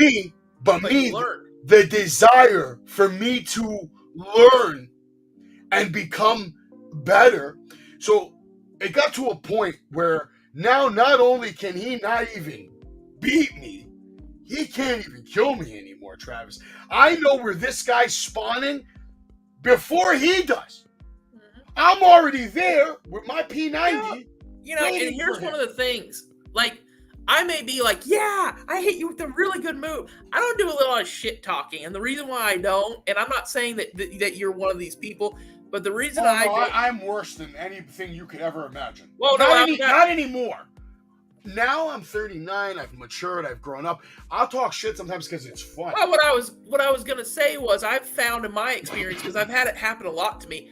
I've found that people that shit talk are inevitably, they get on the game, I whoop them, and then they're like, "What the hell?" And I'm like, "Yeah, don't talk shit." I'll just listen. That happens to me. I've done it plenty of times where I talk hella shit, get on the game, get my ass whooped, and now I'm staying quiet the rest of the fucking thing because it's over. I'm not good. You're not. You're better than me.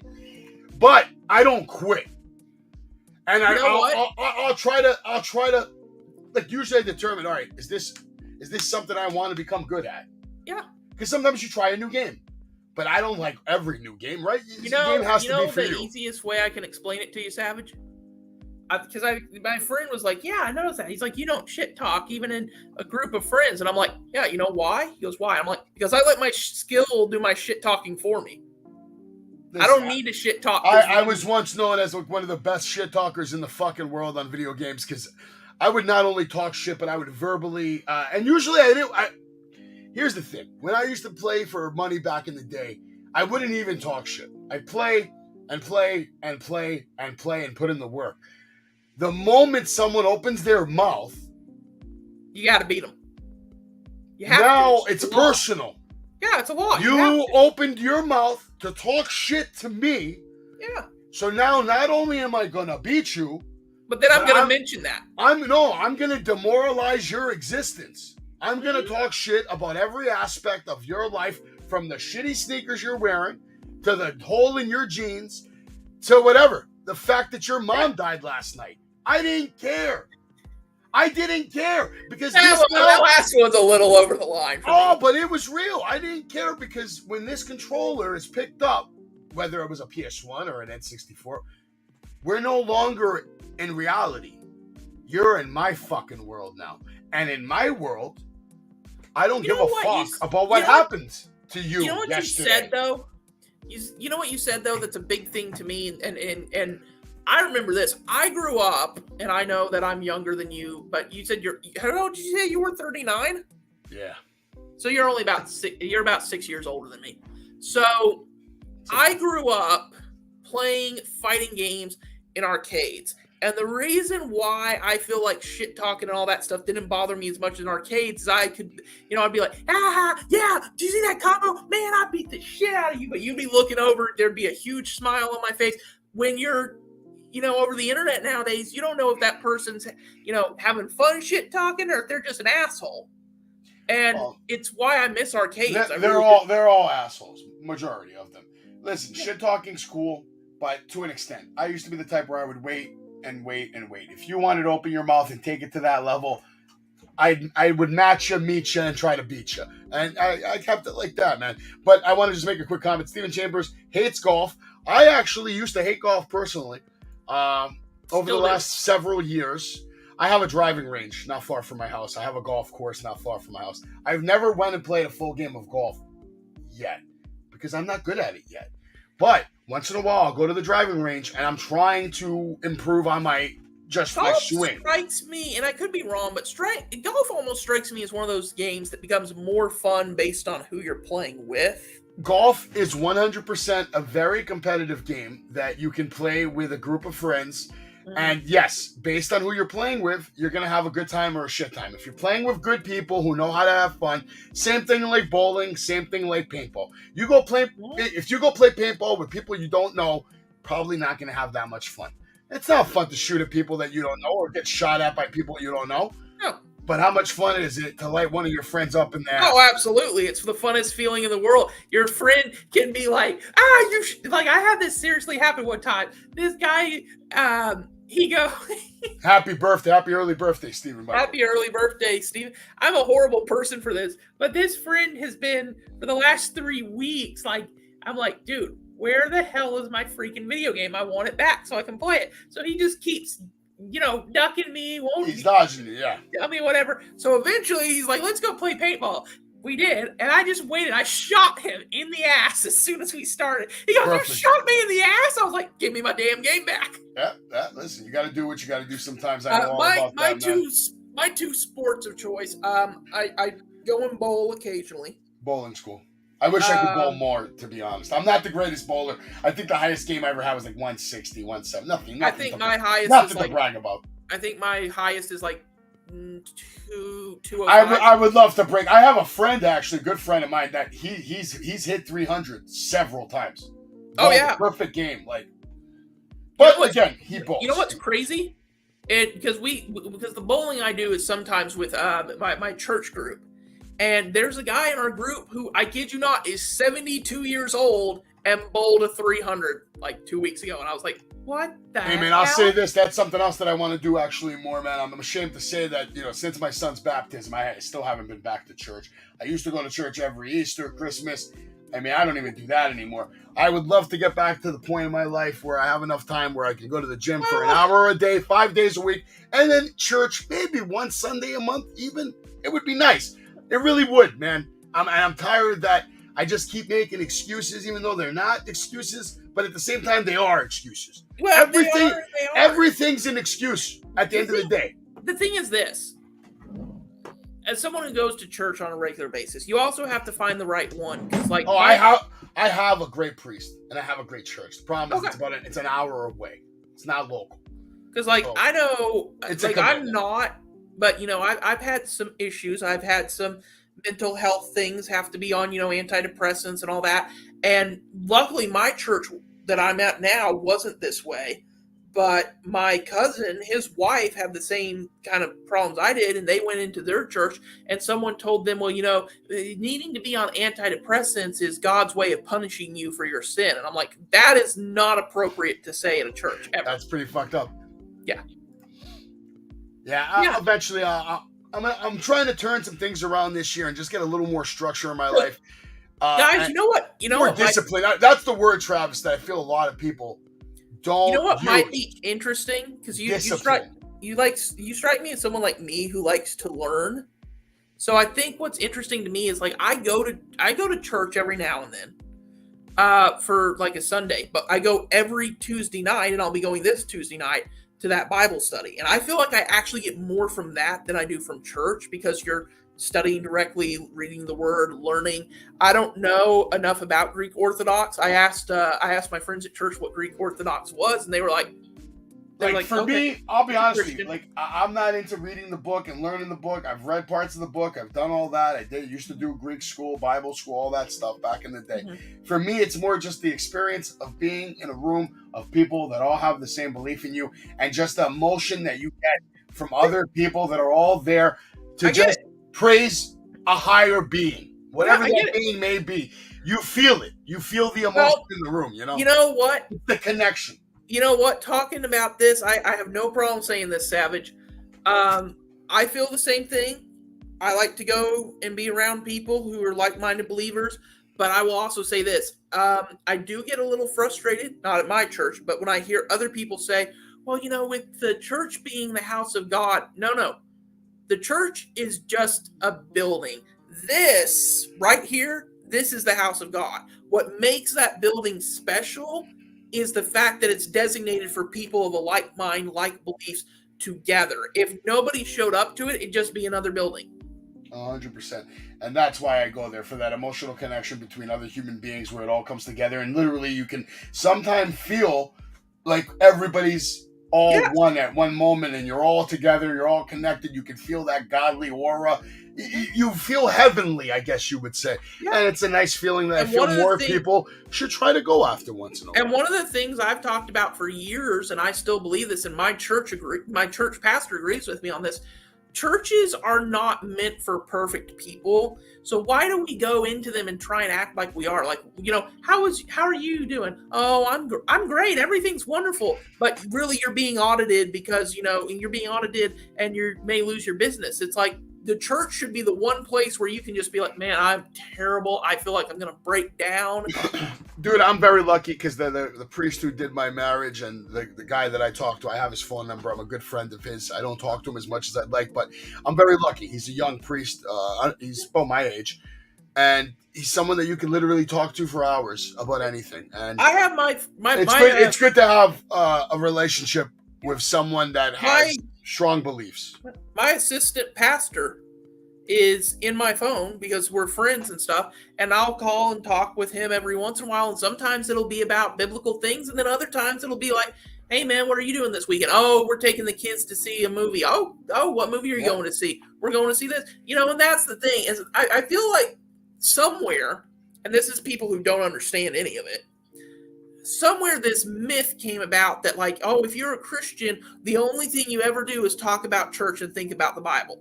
That's not true. We do lots of other things. We just, that's, I always say this. Are you a comic book guy at all or not really? Oh, yeah. I would imagine you are. But so these are all filled with comics. Nice. You remember when they started up the character, obviously Spider-Man, and then they made this new one, Miles Morales, right? At first, and let me finish my full train of thought here. At first, I was highly against this because I was like, why? Don't just make Peter Parker black now, guys. Come up with a completely new, original, unique character. And then that's exactly what they did. And I've ended up actually almost liking Miles a little bit more than Peter. But that's my thing nowadays. I'm noticing this more and more with entertainment now. It's like, well, we don't like this, so let's just change this to this. It's like, no, come up with something new. Come up with something unique. Come up with something original. Like, I understand that things are not this. There's more than there was back in the day. Impossible, Travis. The Great Reset's coming for a fucking reason, and that's because they're out of ideas. Well, unfortunately, I'll tell you this. So I've got it in at my library, and the guy who's the assistant manager of the library, or assistant librarian. The problem now, Travis, is even if they have something original, they're going to find a way to make it political or religious, or have some kind of fucking message attached to it. It's funny that you say make it political, make it religious, or whatever, and I don't disagree with you. But what's funny about that is, it's not like we never did that in the past. Case in point, you remember I asked you, I was like, should I watch Starship Troopers? Yes, yeah, like, but in the past, Travis, we only had a few different topics to push, a few different agendas. Now there's an agenda on top of an agenda, surrounded by 1,000 other agendas. But so, like, I asked this guy who liked a lot of the same kind of movies. I said, should I watch Starship Troopers? And he goes, absolutely you should, on the condition that you understand it's a parody movie. It's about parodying propaganda and how, oh, we're the right guys, rah, rah, rah, go team, we're always in the right. He's like, as long as you get that, he goes, it's a great movie. You don't even need to get that. Don't listen to him. Listen, Starship Troopers is a movie about people that want to kill bugs and show tits, have sex. It's about young Marine Corps in the future. It's a fun, cool movie. Sounds good to me. You know what I mean? I don't go into movies like that. Oh, it has this political message. I don't give a fuck. I'm gonna watch it. If I like it, I like it. I'm not gonna let them brainwash me. I didn't know if I told you this. I finished the first season of Sopranos. Really liked it. Probably gonna watch season 2. But when people talk to me and they're like, "Oh, well, this and this and this and this and this message is what they're making," I'm like, guys, just tell them to shut up. The message of this is, what is this family going through? Listen, That's my the friend. only message. Movies and TV shows are like a painting. It's artwork, and it's under perception. So however you perceive it is how you believe it. So it doesn't matter what somebody else tells you, because that's just their perception of it. You can tell them, great, I'm glad that that's what you think. I'm going to watch it now and let you know what I think. Right, now, and I think that's why I like the fact that it's like, you know, me and you are like, yeah, man, Collision was good tonight. Jay may came on here and go, nah, I thought it was terrible. Maybe. Jay would have definitely shit on Collision and everything involved with AEW. But with that being said, Travis, hold on. Save that thought. Because it's almost 11 o'clock. I'm sweating like a stuffed pig because this room just generates heat because I got 4 different monitors. And I think it's the computer and the 3-4 TVs that are on right now. See? So you can see what I'm talking about. There's the computer, all right? Heat magnet. TV 1, TV 2, TV 3. So yeah, that might be a little much. And no air conditioning in here because I took out the AC a long time ago because when you stream, I don't want people hearing AC. It's not a good look. So I've been sweating my balls off for years. So it's basically a sauna. Probably why I've lost so much weight over the years, because believe it or not, I used to be 425 pounds. I'm now down to 272 pounds, which is insane. I don't even care. I don't even know how I do it. I'm probably dying, Travis. But you know what? Fuck it. I'll take it. Because at the end of the day, we're all going to expire. But it's how you live your life and what you do that matters. Make some memories, make some friends, and enjoy life. And remember, guys, everything that we have here, while we like our stuff, I love my PS5. I enjoy playing it. But guys, remember, you can't take it with you when you go. Yeah, I can't take any of this shit. My son's going to take all this shit and either sell it or he's going to dump it in the trash can. I don't know. And you know what? When he dumps that Hylian shield, he's insane. I don't know, man. I got a lot of shit. This is all just filled. Like, he's got a Pokemon section here. I got 6 different Pokemon sets filled with cards. He's got toys for days. I mean, he's got every amiibo from Smash Brothers sealed in a box. Nice. So in 20 years, that alone will probably be worth 10, 15,000, maybe more. Easily. I don't know. My point is, like Travis said, you can't take any of this shit with you. But what you can take with you is a good legacy of being a good person and trying to be a decent person. Be good to people. Do more good than bad, because karma is very real, whether you believe it or not. And you go out there tomorrow, do something that you normally wouldn't do for a stranger. You know, even if it's just saying hello. Even though I'm a Christian, one of the few things I will agree with the Buddhist on: this world is as close to heaven and as close to hell as you want to make it. If you put bad in the world, you're going to get bad out of it. If you put good in the world, you're going to get good out of it. It's not a hard concept, people. 100%. The world is what you perceive it to be. So don't perceive it to be a piece of shit. Perceive it to be a place filled with opportunity.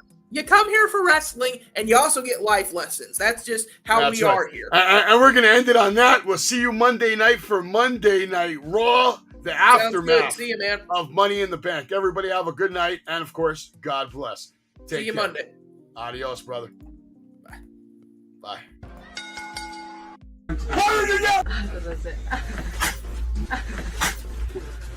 Nice stiffen.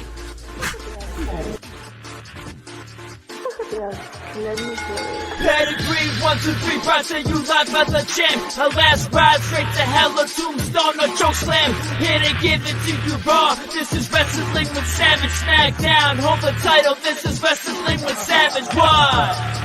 Wrestling with Savage begins now.